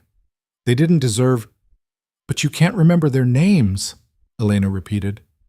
Adrian sank into a chair, his head in his hands. I should remember. I should know every single one. You were their commander, not their keeper, Elena said, kneeling beside him. You led hundreds of men. You can't possibly remember every name. I remember Morrison telling me their names, Adrian whispered, after the battle. He read the casualty list aloud, made me listen to each one, told me to remember them, to never forget what my cowardice had cost. Elena felt rage bloom hot and fierce in her chest. He did that deliberately, used those men's deaths as a weapon against you. He was right to, Adrian said. No, Elena said fiercely. He wasn't. He was cruel and manipulative. And now he's trying to do it again, except this time publicly, with an entire inquiry to back him up. She stood, pacing the library. Her mind was racing, pieces clicking into place. Morrison doesn't want justice, she said. He wants revenge, against you specifically, which means this isn't really about those 12 men at all. It's personal. What are you talking about? Adrian asked. Elena stopped pacing, turning to face him. Think about it. Morrison served under you for 3 years. He was your second in command. But after the war, who got the medals? Who got promoted to Duke and came home to fortune and title? That's completely unrelated. Is it? Elena challenged. Morrison came home to nothing. No title, no fortune, just bitterness and a conviction that he deserved better. And there you are, carrying all this guilt, practically begging to be punished. You're easy prey. Adrian was quiet, his expression troubled. I need to know something, Elena said, and I need you to answer honestly. During the inquiry, the first one, did anyone question Morrison's role in what happened? What do you mean? You said he was pushing you to act, undermining your authority. Did anyone examine whether his behavior contributed to what happened? Adrian's face went very still. No. He testified that he'd followed my orders to the letter, that he'd expressed concerns about my hesitation, but ultimately deferred to my command. And no one questioned that? Why would they? Adrian said. He was a respected officer, a hero in his own right. Elena felt certainty settling over her like a cloak. I need to see the inquiry records, all of them. Elena, they're military documents, classified. Can you get them? Adrian stared at her. Probably, but why? Because I think Morrison is lying, Elena said. I think he played a bigger role in what happened at Blackridge than anyone knows. And I think the reason he's pushing for a new inquiry now is because he's afraid someone will finally figure that out. That's a serious accusation, Adrian said slowly. Then let's prove it, Elena said, or disprove it. Either way, we need those records. Adrian stood, moving to the window. Outside, dawn was starting to break over the grounds, painting everything in shades of gray and gold. If you're wrong, he said quietly, we'll have exposed everything for nothing. Made it all worse. And if I'm right, Elena countered, we'll finally have the truth, the real truth, not the version Morrison's been feeding you for years. Adrian was quiet for a long time. Then, I'll get the records. But Elena, if we do this, if we open this up again, there's no going back. Whatever we find, whatever comes out, we'll have to face it. Together, Elena said firmly. He turned to look at her, something vulnerable flickering across his face. Why are you doing this? You could walk away. Let me handle this mess on my own. It's not your fight. Yes, it is, Elena said, because you're my husband, and because no one deserves to be destroyed by lies and manipulation, not even you. Adrian crossed the room in 3 long strides and pulled her into his arms again. This time, Elena didn't freeze. She wrapped her arms around him and held on tight, feeling him shake slightly against her. I don't know how to do this, he whispered against her hair. Do what? Let someone help me. Trust someone enough to... He stopped. You scare me, Elena. This scares me. Good, Elena said, because you terrify me too. But I'd rather be terrified together than alone. They stood there as dawn broke fully, holding each other in the library where this whole thing had started, and Elena felt something fundamental shift in her understanding of her marriage. This wasn't about love, wasn't even about affection yet. It was about survival, about 2 broken people who'd somehow found each other in their mutual destruction and decided to stand together instead of falling apart separately. It wasn't romantic, but it was real. Adrian got the inquiry records within 3 days. He returned to the manor with a locked case full of documents, his expression grim. These are supposed to be sealed for 20 years, he said, setting the case on the library table. I called in every favor I had to get them released early. Then let's make them count, Elena said. They spent the next week reading. Elena took half the documents, Adrian took the other half. They worked in the library from dawn until well past midnight, poring over battle reports, testimony transcripts, casualty lists. It was grueling work. The military language was dense and technical. The testimony was often contradictory, and the constant reminder of death, page after page of names, casualties, men who'd never come home, wore on both of them. But slowly, a pattern began to emerge. Adrian, Elena said on the 5th day, her voice sharp. Look at this. She pushed a document across the table. It was a battle report from 2 months before Blackridge, a different engagement entirely. What am I looking at? Adrian asked. The casualty list, Elena said. Notice anything? Adrian scanned it, then froze. Morrison was in command for this one. I was ill, some kind of fever. I wasn't there. And he lost 18 men, Elena said quietly. 18 casualties in a skirmish that, according to the mission parameters, should have been straightforward. Adrian's face had gone pale. I never knew. Never saw this report. Because you were recovering when it came through, Elena said. And by the time you were back on duty, it had been filed and forgotten. But look at the inquiry notes. She flipped to another page. Someone had annotated the report in careful handwriting. Tactical decisions questionable. Commander Morrison ordered frontal assault despite availability of flanking route. Recommend review.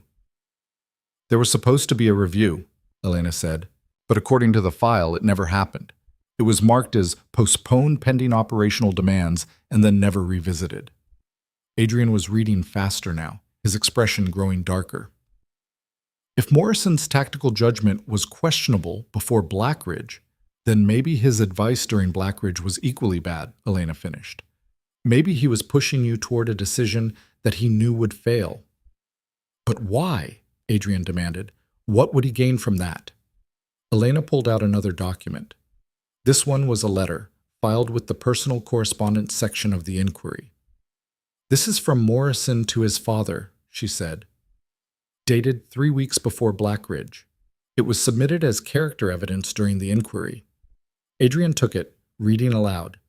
Dear Father, I write to inform you that my prospects may soon improve. Hale's command is growing increasingly unstable. His hesitation costs us tactical advantages daily. I have made my concerns known to command, and I believe they are beginning to see that a change in leadership may be necessary. If Hale's next engagement proves as disastrous as I anticipate, I may find myself in position to assume command of the regiment. The silence that followed was deafening. He wanted your position, Elena said quietly, and he was willing to sabotage you to get it. Adrian's hands were shaking, the letter crumpling slightly in his grip. The 12 men, he pushed me into that decision knowing it would fail, knowing men would die, just so he could take my command? I think so, Elena said. And when the inquiry happened and you were cleared, he lost his chance. All he got was bitterness and blame. So now he's trying again, using your guilt to destroy you publicly because he couldn't do it through official channels. Adrian stood abruptly, knocking his chair backward. He paced the library like a caged animal, his face a mask of rage and anguish. Those men died because Morrison wanted a promotion, he said, his voice dangerously quiet.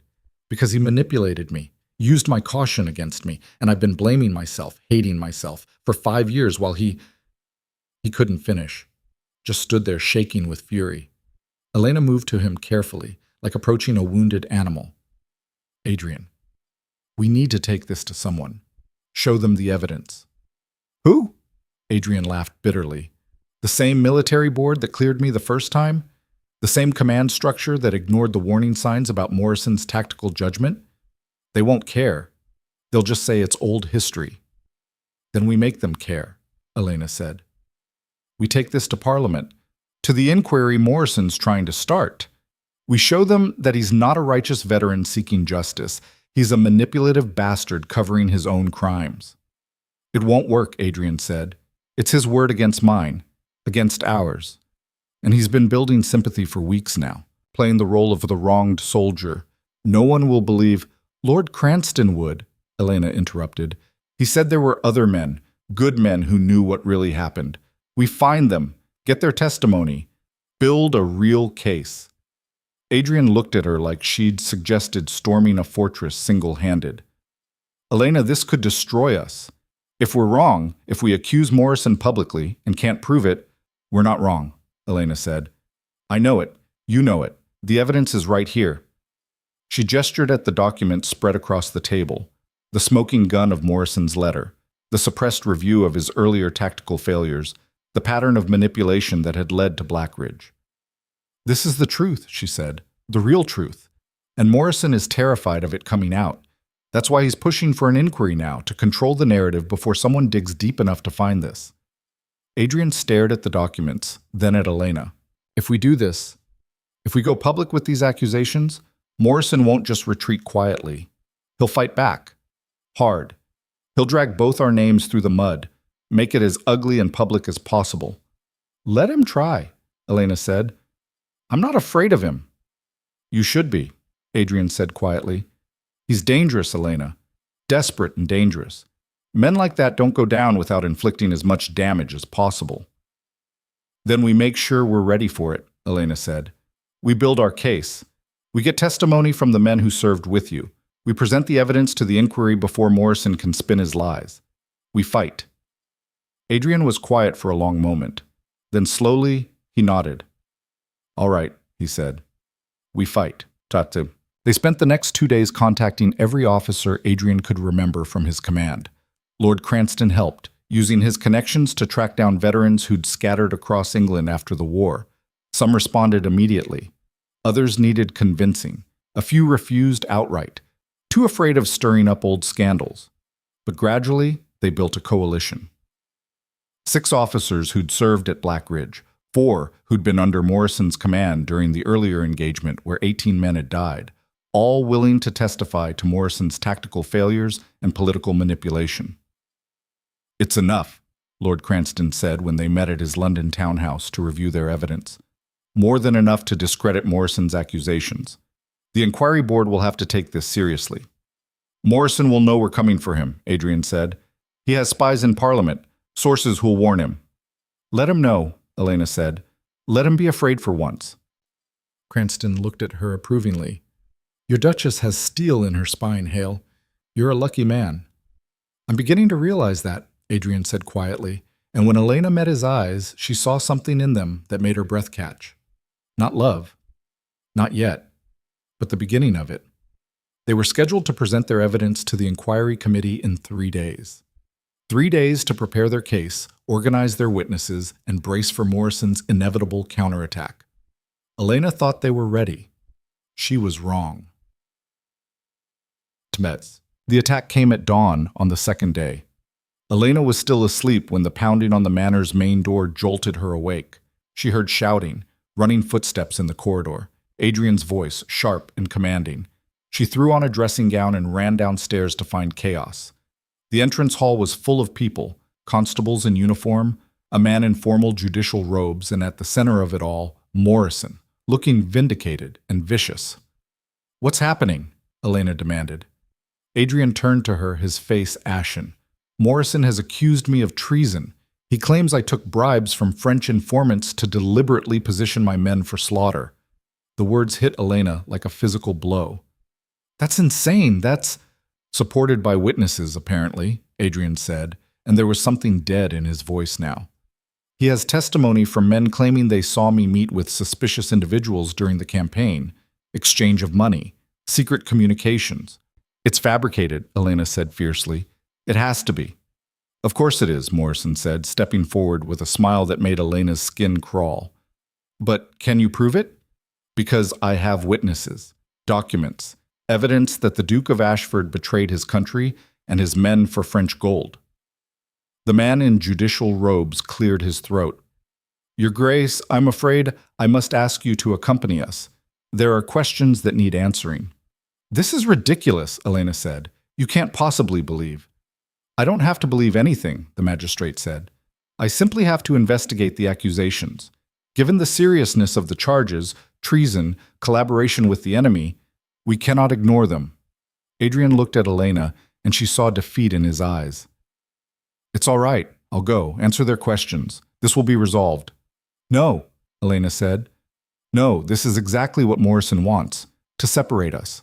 To get you alone where he can what? Morrison interrupted mockingly. Tell the truth? Your husband is a traitor, Your Grace. I have proof, and no amount of wifely devotion will change that. Elena wanted to hit him, wanted to scream, but Adrian was already moving toward the door, flanked by constables.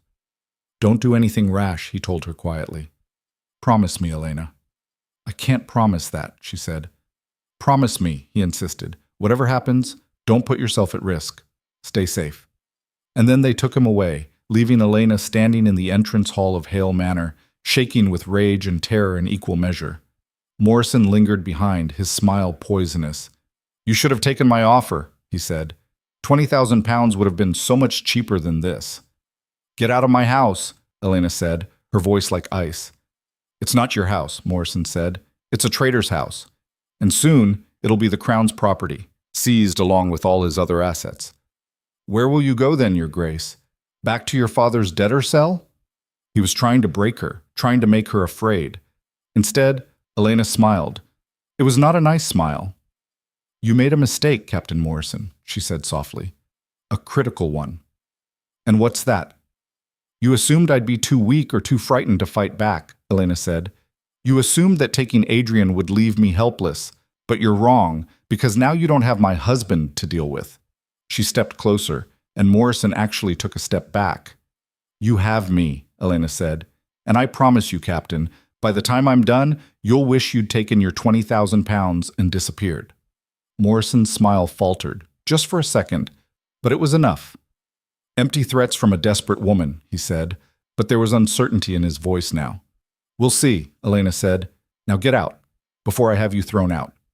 Morrison left, but his parting words hung in the air. Your husband will hang for treason, and you'll be ruined along with him. Elena stood alone in the silent entrance hall, her heart pounding, her mind racing. Adrian had been arrested. Morrison had fabricated evidence of treason. In 3 days, the inquiry would convene, and without Adrian there to defend himself, Morrison's version of events would become the official record. She had 72 hours to save her husband's life and destroy the man who'd spent 5 years destroying him. Elena Whitlock, now Elena Hale, Duchess of Ashford, had never felt more terrified or more alive in her life. She turned and ran for the library, already making plans. Morrison thought he'd won. He had no idea what was coming. The library felt emptier than it ever had before. Elena stood in the center of the room, surrounded by the evidence they'd spent days collecting, and forced herself to breathe, to think, to plan. Adrian was in custody. Morrison had fabricated treason charges. The inquiry would convene in 3 days. She had no legal training, no political connections of her own. No experience fighting this kind of battle. But she had something Morrison didn't expect. She had nothing left to lose. Elena grabbed paper and pen, her hand surprisingly steady as she began to write. First, a list of everyone who'd agreed to testify. Second, a timeline of Morrison's lies. From his manipulations before Blackridge to this morning's false accusations. Third, a plan. It wasn't a good plan. It was desperate and probably impossible. But it was all she had. She was still writing when Mrs. Pemberton appeared in the doorway, her face pale. Your Grace, there are reporters outside, dozens of them. They're demanding a statement about the Duke's arrest. Elena's stomach lurched. Of course. Morrison wouldn't just accuse Adrian privately. He'd make sure all of London knew, turn public opinion against them before they could mount a defense. Tell them the Duchess will make a statement within the hour, Elena said. Mrs. Pemberton's eyes widened. Your Grace, perhaps it would be wiser to say nothing.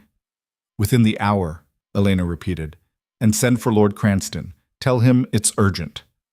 The housekeeper hesitated, then nodded and disappeared.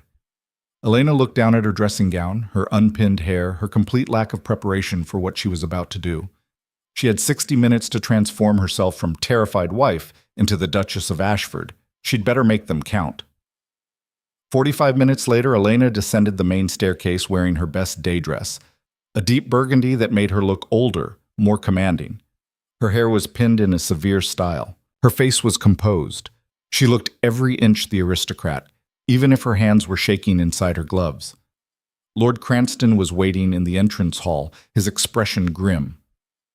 I came as soon as I got your message, he said. My dear girl, I'm so sorry. This is a disaster, Elena finished. I know, but it's also an opportunity. Cranston blinked. I'm not sure I follow. Morrison made a mistake, Elena said, moving toward the windows where she could see the crowd of reporters gathering outside the gates. He assumed that arresting Adrian would leave me helpless, that I'd hide or crumble or run back to my father. But he's wrong. What are you planning? Cranston asked warily. To tell the truth, Elena said. All of it, publicly, before Morrison can control the narrative. That's extremely risky, Cranston warned. If you say the wrong thing, give them any ammunition. They already have ammunition, Elena interrupted. Morrison's given them an entire arsenal. The only way to fight back is to load our own weapons.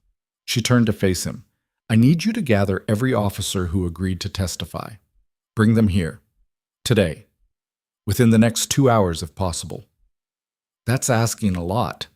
I know, Elena said, but this is our only chance. Once Morrison's version of events becomes the accepted story, it won't matter what the truth is. We'll never overcome it. Cranston studied her for a long moment. Then slowly, he nodded. I'll do what I can.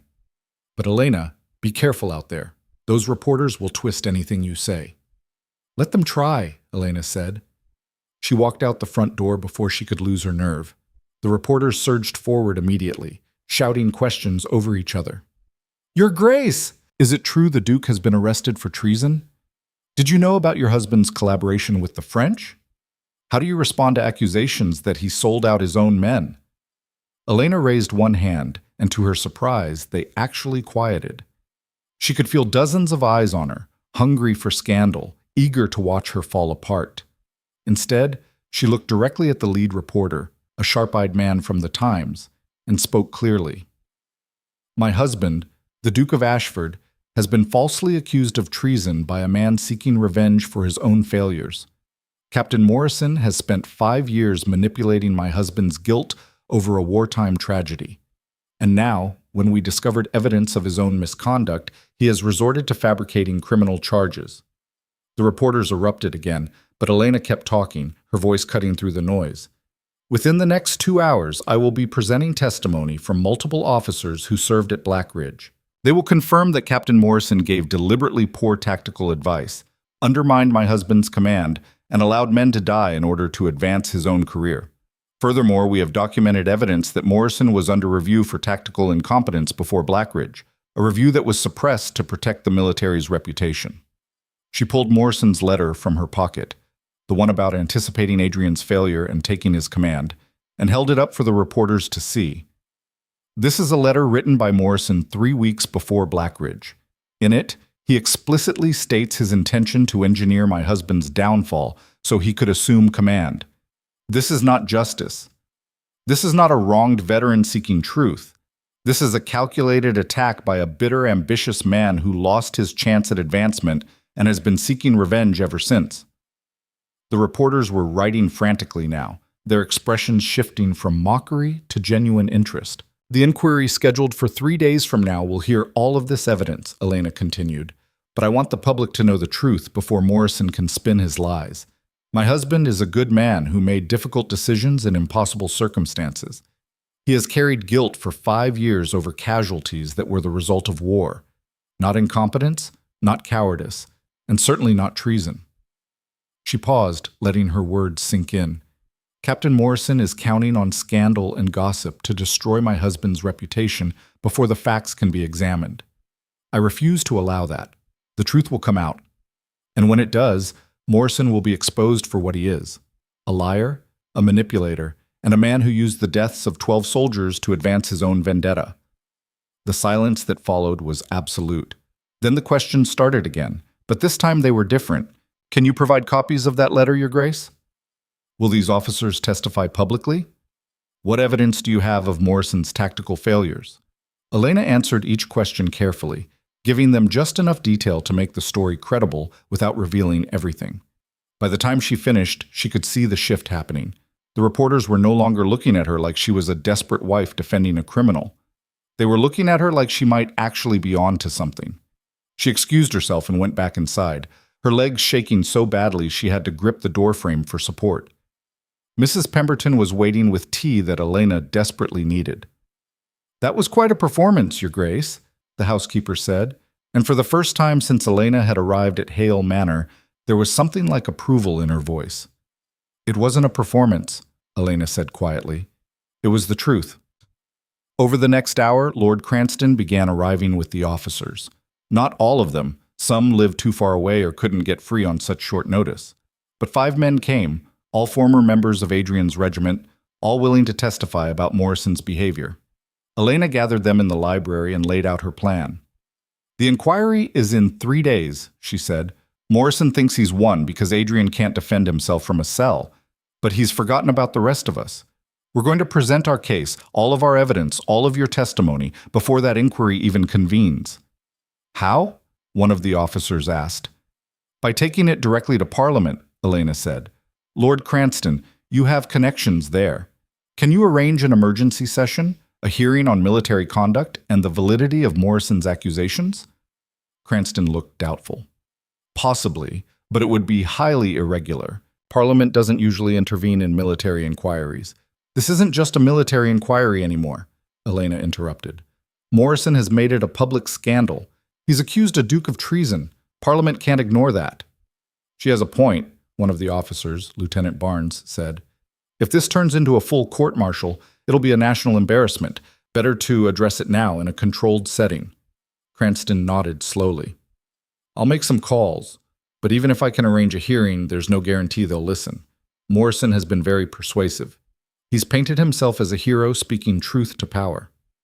Then we paint the real picture, Elena said. She turned to the assembled officers.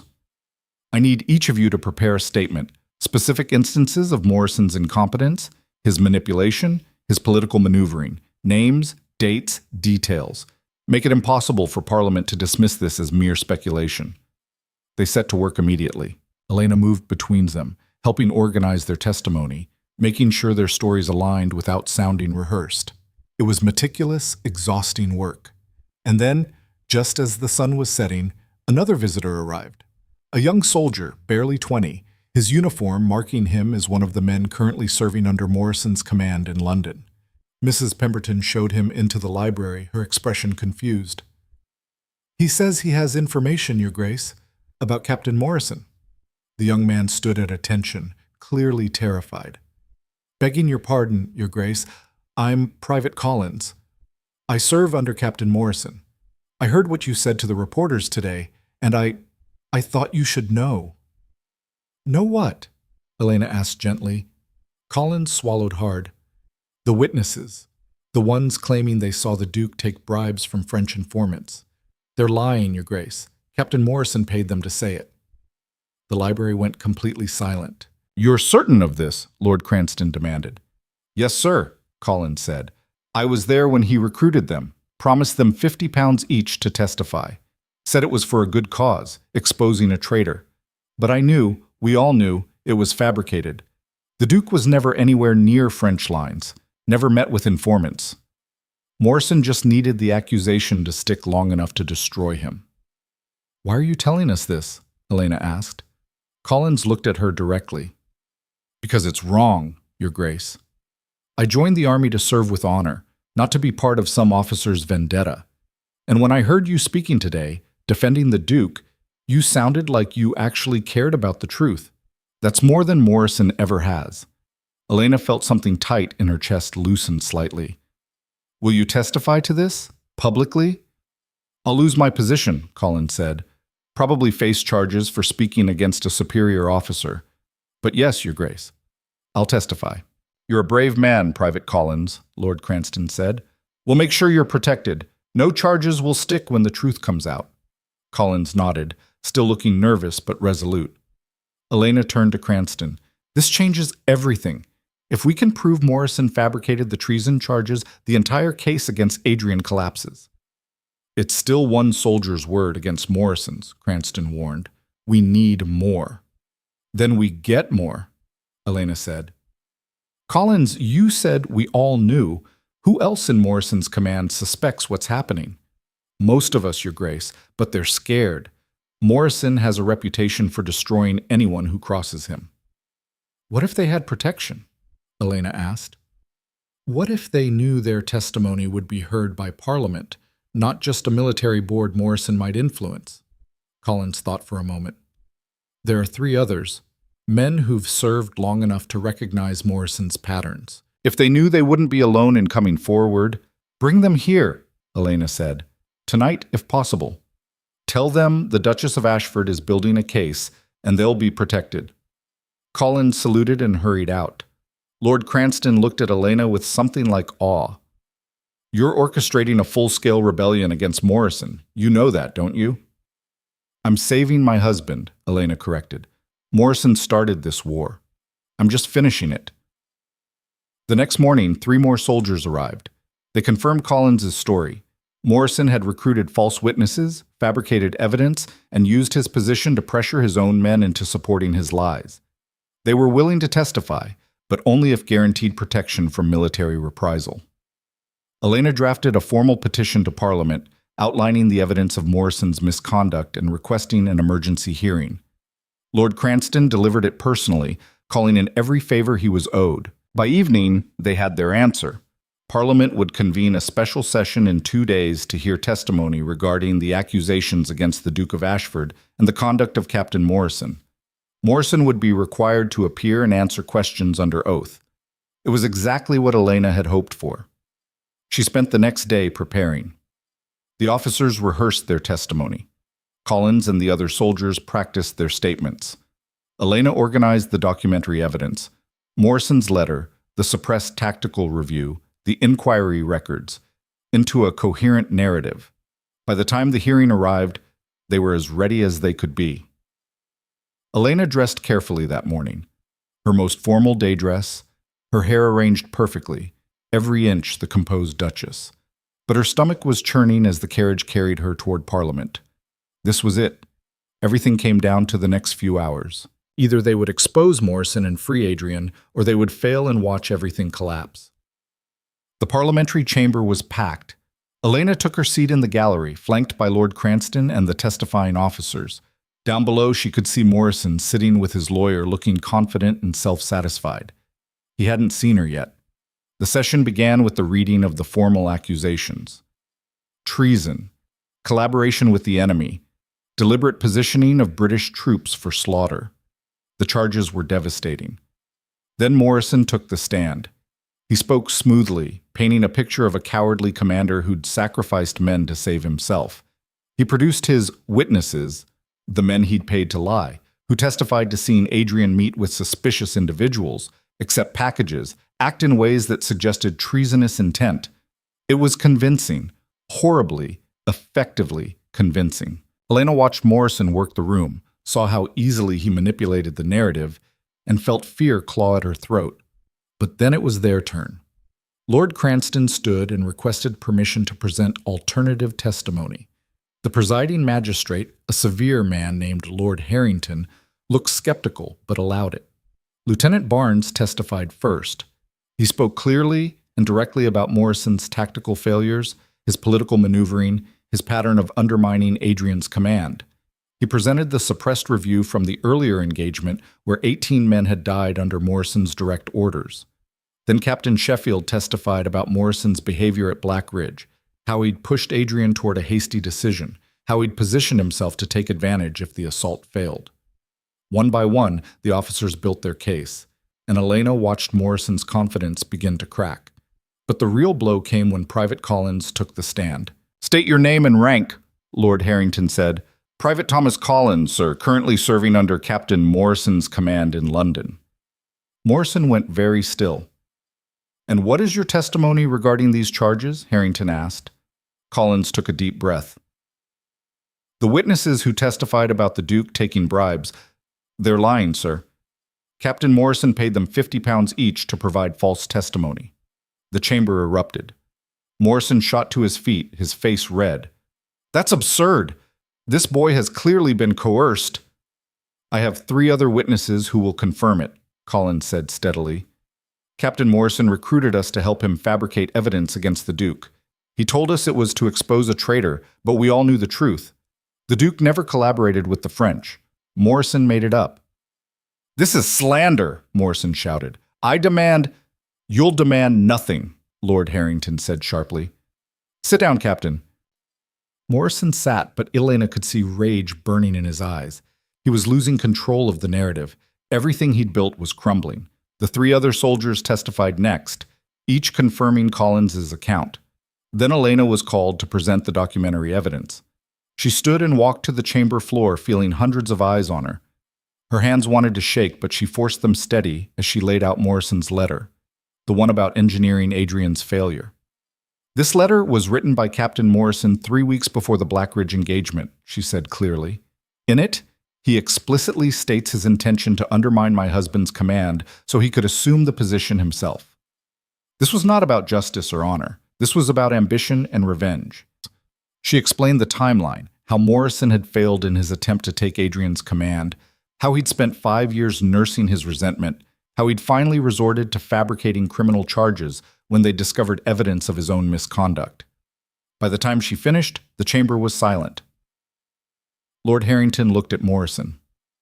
"Captain, you will have the opportunity to respond to these accusations, but first, I must ask, did you write this letter?"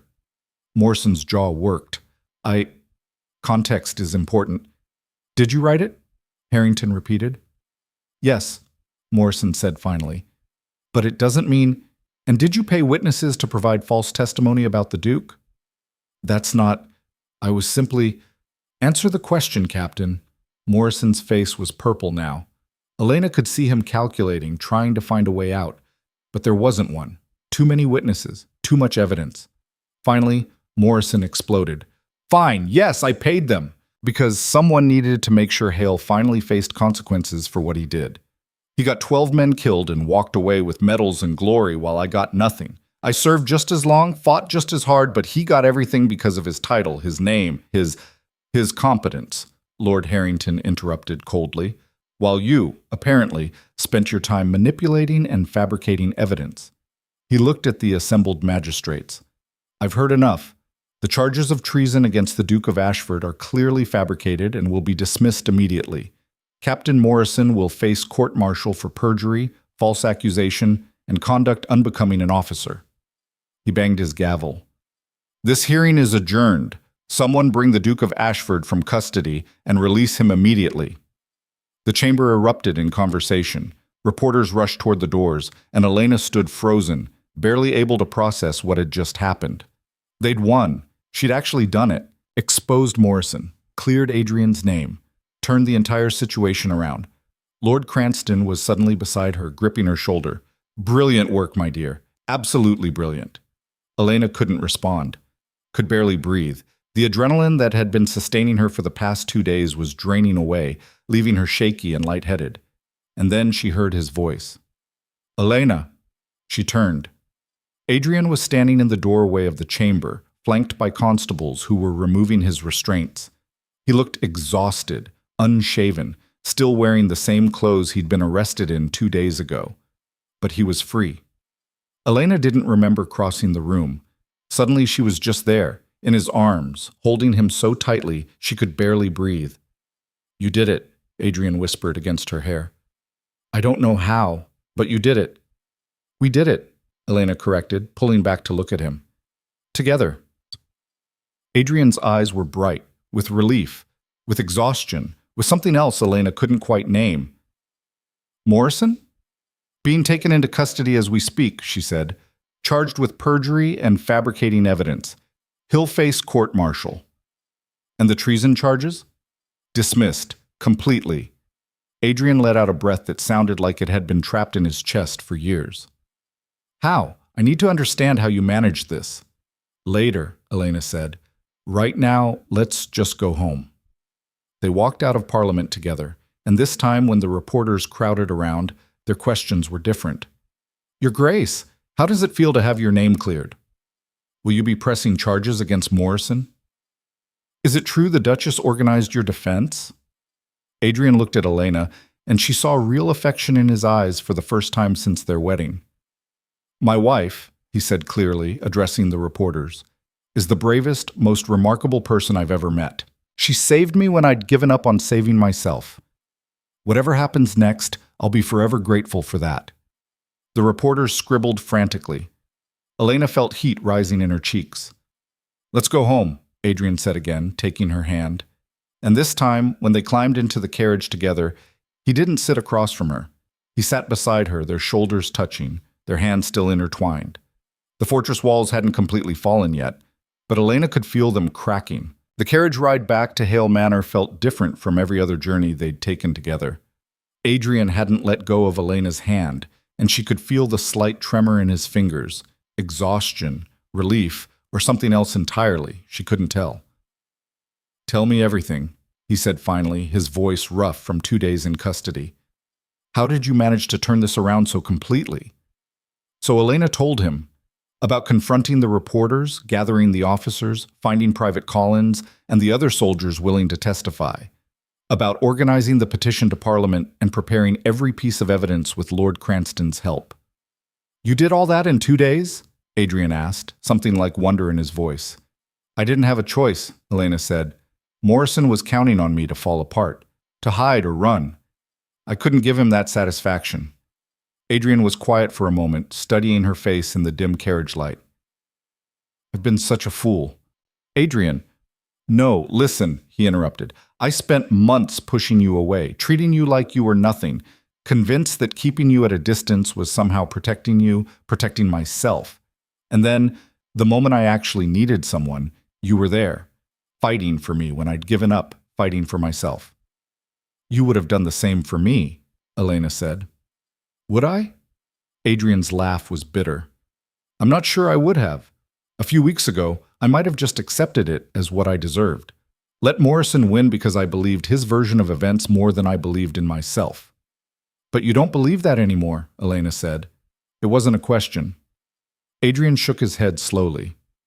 "How can I?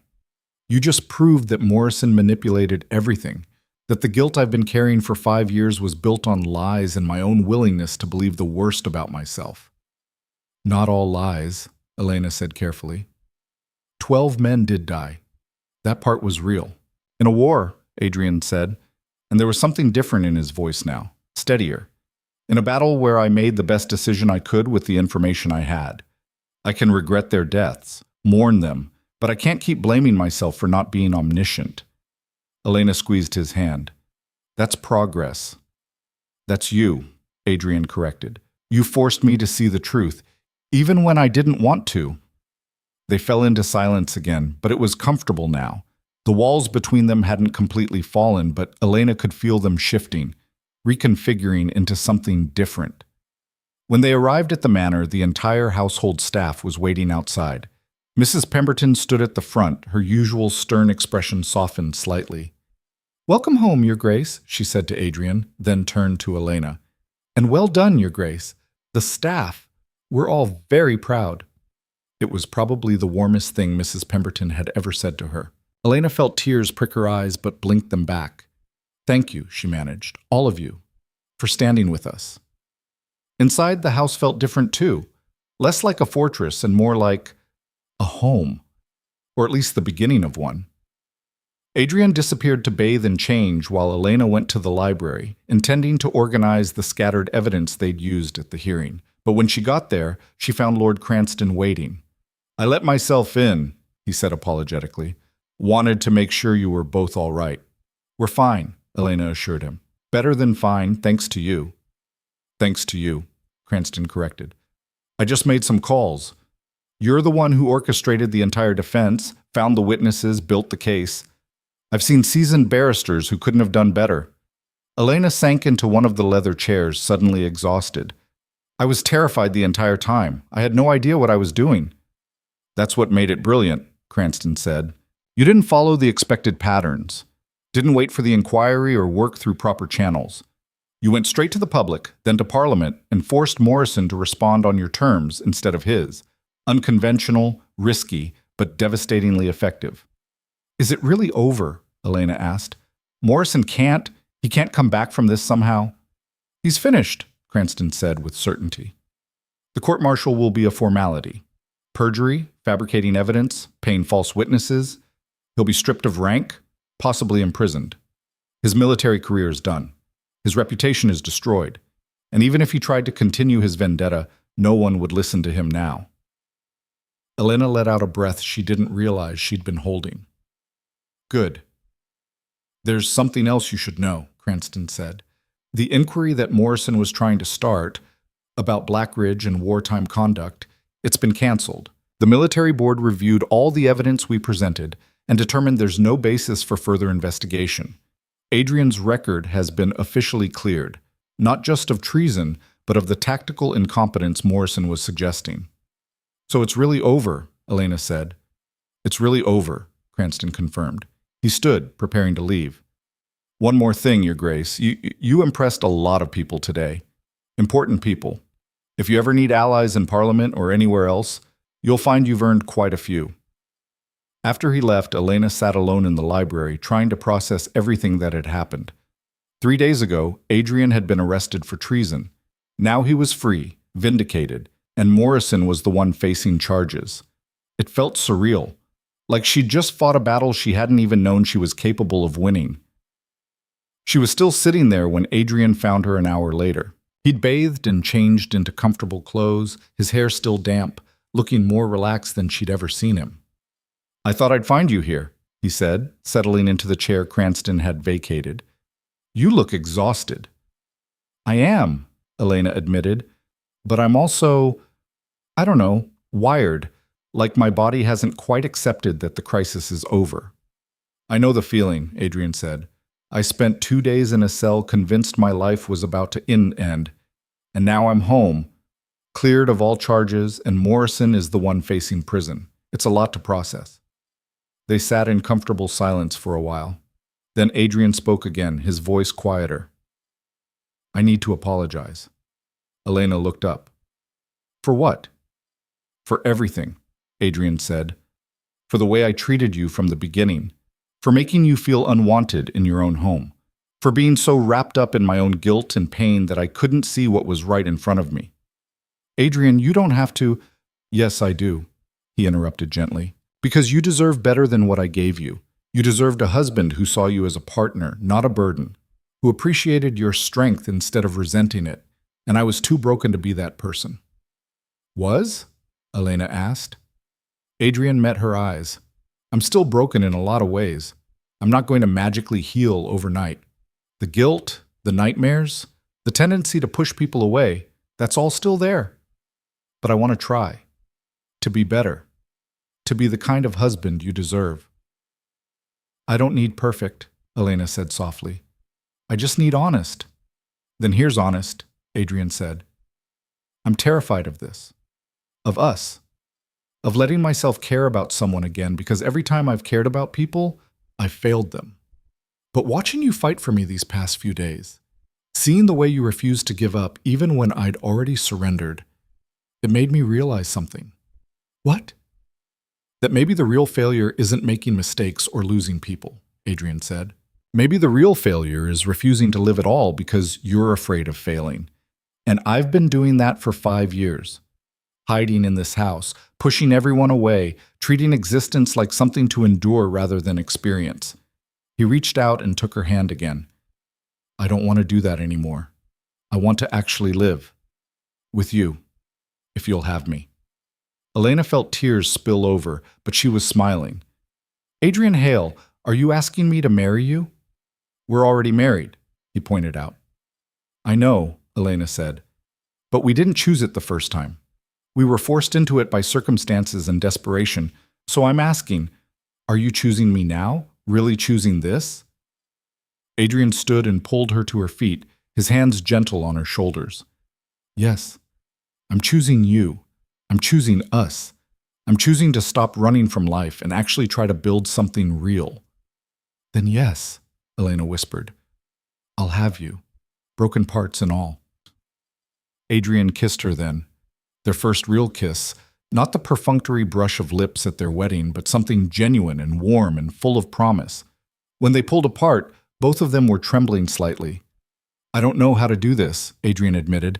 "How to be normal. A normal husband.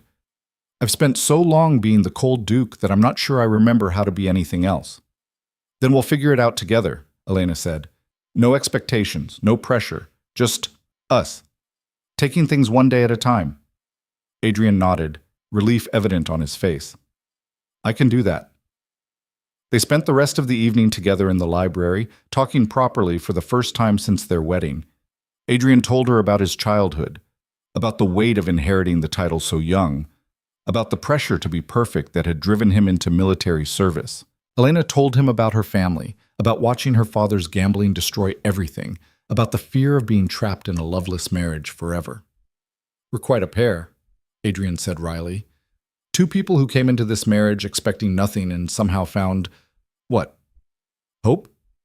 "Maybe," Elena said, "or maybe just the possibility of hope, which is more than either of us had before." I'll take it, Adrian said. Over the next weeks, things slowly began to change at Hale Manor. Adrian started joining Elena for breakfast, then for walks around the grounds. They began having actual conversations during dinner instead of eating in tense silence. The staff noticed the shift and responded accordingly. Mrs. Pemberton became almost friendly. The other servants began treating Elena like she actually belonged there. Morrison's court-martial happened quickly. He was found guilty on all charges and sentenced to 5 years in military prison, stripped of his rank and pension. Some of the officers who testified against him attended the sentencing, including Private Collins. "Thank you," Collins said to Elena afterward, "for making it safe to tell the truth. I know I'll be looking for new employment soon, but it was worth it." "Actually," Adrian said, "I'm looking for someone to help manage security for the estate. If you're interested, the position is yours." Collins's eyes widened. "Your Grace, yes, thank you. I'd be honored." It was a small kindness, but it set a pattern. Over the following months, Adrian began reaching out to other veterans, offering employment or assistance where he could. He worked with Lord Cranston and others in Parliament to push through reforms for veteran pensions and support. "I can't change what happened at Blackridge," he told Elena one evening as they reviewed the legislation he was proposing. "But I can honor those men by making sure other soldiers are better cared for." "They'd appreciate that," Elena said. "I hope so," Adrian said quietly. The nightmares didn't stop entirely. Some nights, Elena would wake to find Adrian sitting by the window, staring out at the darkness with that haunted look in his eyes. But now, instead of suffering alone, he'd let her come to him, let her sit beside him, until the ghosts faded and he could sleep again. "I still see their faces sometimes," he admitted one such night. "The men who died. Not just the 12 from Blackridge, but all of them. Every casualty from every battle." "That's not going to go away," Elena said gently. "The grief, the regret, those are part of you now. But they don't have to define you." "What should define me then?" Adrian asked. Elena thought about it. "What you do next. How you choose to live with what happened. Whether you let it destroy you or use it to become someone who makes the world a little better." "You make it sound simple," Adrian said. "It's not," Elena admitted. "But it's possible. I've watched you do it over these past months. Every veteran you help, every reform you push through, every time you choose to open up instead of shutting down, that's you refusing to let Morrison's version of events define who you are." Adrian pulled her closer, resting his chin on top of her head. "I couldn't do it without you." "Yes, you could," Elena said. "But I'm glad you don't have to." By the time winter arrived, settling snow over the grounds of Hale Manor, their marriage had transformed into something neither of them had anticipated. Not a fairy tale. There were still hard days, still moments when Adrian retreated into himself, or Elena felt overwhelmed by the weight of her new role. But they'd become partners in truth, not just in name. One evening, as they sat together in the library, now their favorite refuge instead of a battlefield, Adrian brought up something that had been on his mind. "I've been thinking about the East Wing," he said. Elena looked up from her book. "What about it?" "It's too far from the rest of the house," Adrian said. "Too isolated. I was wondering, would you consider moving into the West Wing? With me?" Elena's heart skipped. They'd been growing closer, but they'd still maintained separate bedrooms, separate spaces. This was Adrian asking for something more. "Are you sure?" she asked. "I'm sure I don't want to keep living like we're strangers anymore," Adrian said. "I'm sure I want to wake up next to my wife instead of wondering if she's all right all the way across the house. Beyond that," he smiled slightly, "we'll figure it out as we go." "All right," Elena said. "Yes, I'd like that." The move happened over the next week. Elena's belongings were transferred from the impersonal guest rooms of the East Wing to the much more lived-in spaces of Adrian's quarters. It felt strange at first, sharing such intimate space, but gradually it began to feel right. They established new routines. Morning tea together while reviewing the day's plans. Evening walks when the weather permitted. Nights spent reading side by side in the sitting room before bed. And slowly, carefully, they began building something neither had expected, a real marriage. Not based on duty or obligation, but on genuine partnership and growing affection. One night, several months after Morrison's court-martial, they attended a ball at Lord Pemberton's estate. It was their first major social appearance since the scandal, and Elena could feel the weight of hundreds of eyes watching them, curious about how the Duke and Duchess of Ashford were managing after everything that had happened. Adrian seemed to sense her nervousness. He took her hand and squeezed gently. "We don't have to stay long if you're uncomfortable." "I'm fine," Elena said, "just aware that we're the evening's entertainment." "Let them stare," Adrian said. "They'll see what they need to see, that we're stronger than Morrison's lies, that we survived." As they moved through the ballroom, greeting acquaintances and enduring the inevitable gossip, Elena noticed something. The whispers had changed. Instead of pity or mockery, she heard respect, admiration even. "Did you hear how she defended him? Organized the entire parliamentary hearing herself. I heard she got military officers to testify against Morrison. Quite impressive for someone with no legal training. They say the Duke has been different since the scandal, more engaged, actually seems to care about veterans' issues now. Well, she certainly seems to have been good for him. Look at them. They actually look like a married couple now." Later, during a waltz, Adrian pulled Elena close and spoke quietly. "Thank you." "For what?" Elena asked. "For not giving up on me," Adrian said. "For seeing past the cold, broken Duke and believing there was something worth saving underneath." "There was always something worth saving," Elena said. "You just needed to believe it too." "I'm getting there," Adrian said. "Slowly, but I'm getting there." As they danced, Elena looked around the ballroom at all the people who'd once dismissed her as the desperate girl who'd married for money. Now they were watching her with something closer to envy, but their opinions didn't matter anymore. What mattered was the man in her arms, the life they were building together, the future that was finally beginning to look like more than just survival. The music swelled. Adrian spun her in a graceful turn, and for just a moment, Elena felt completely, perfectly happy. The winter passed into spring. Adrian's veteran reform legislation passed Parliament with surprising ease. It turned out that having survived a very public scandal made him a more sympathetic advocate. He threw himself into the work with an intensity that was part passion, part penance. "I know I can't bring back the men who died," he told Elena one evening as they reviewed letters from grateful veterans. "But I can make sure the ones who survived aren't abandoned by the country they served." "You're doing good work," Elena said. "They're lucky to have you fighting for them." "We're lucky," Adrian corrected, gesturing between them. "You're as involved in this as I am. The connections you've built, the support you've organized, this wouldn't be happening without you." It was true. Elena had discovered she had a talent for navigating the social and political circles that Adrian found exhausting. She organized fundraisers, built coalitions of support, convinced skeptical lords and ladies to back the reforms. Together, they made an effective team. But it was more than just political partnership.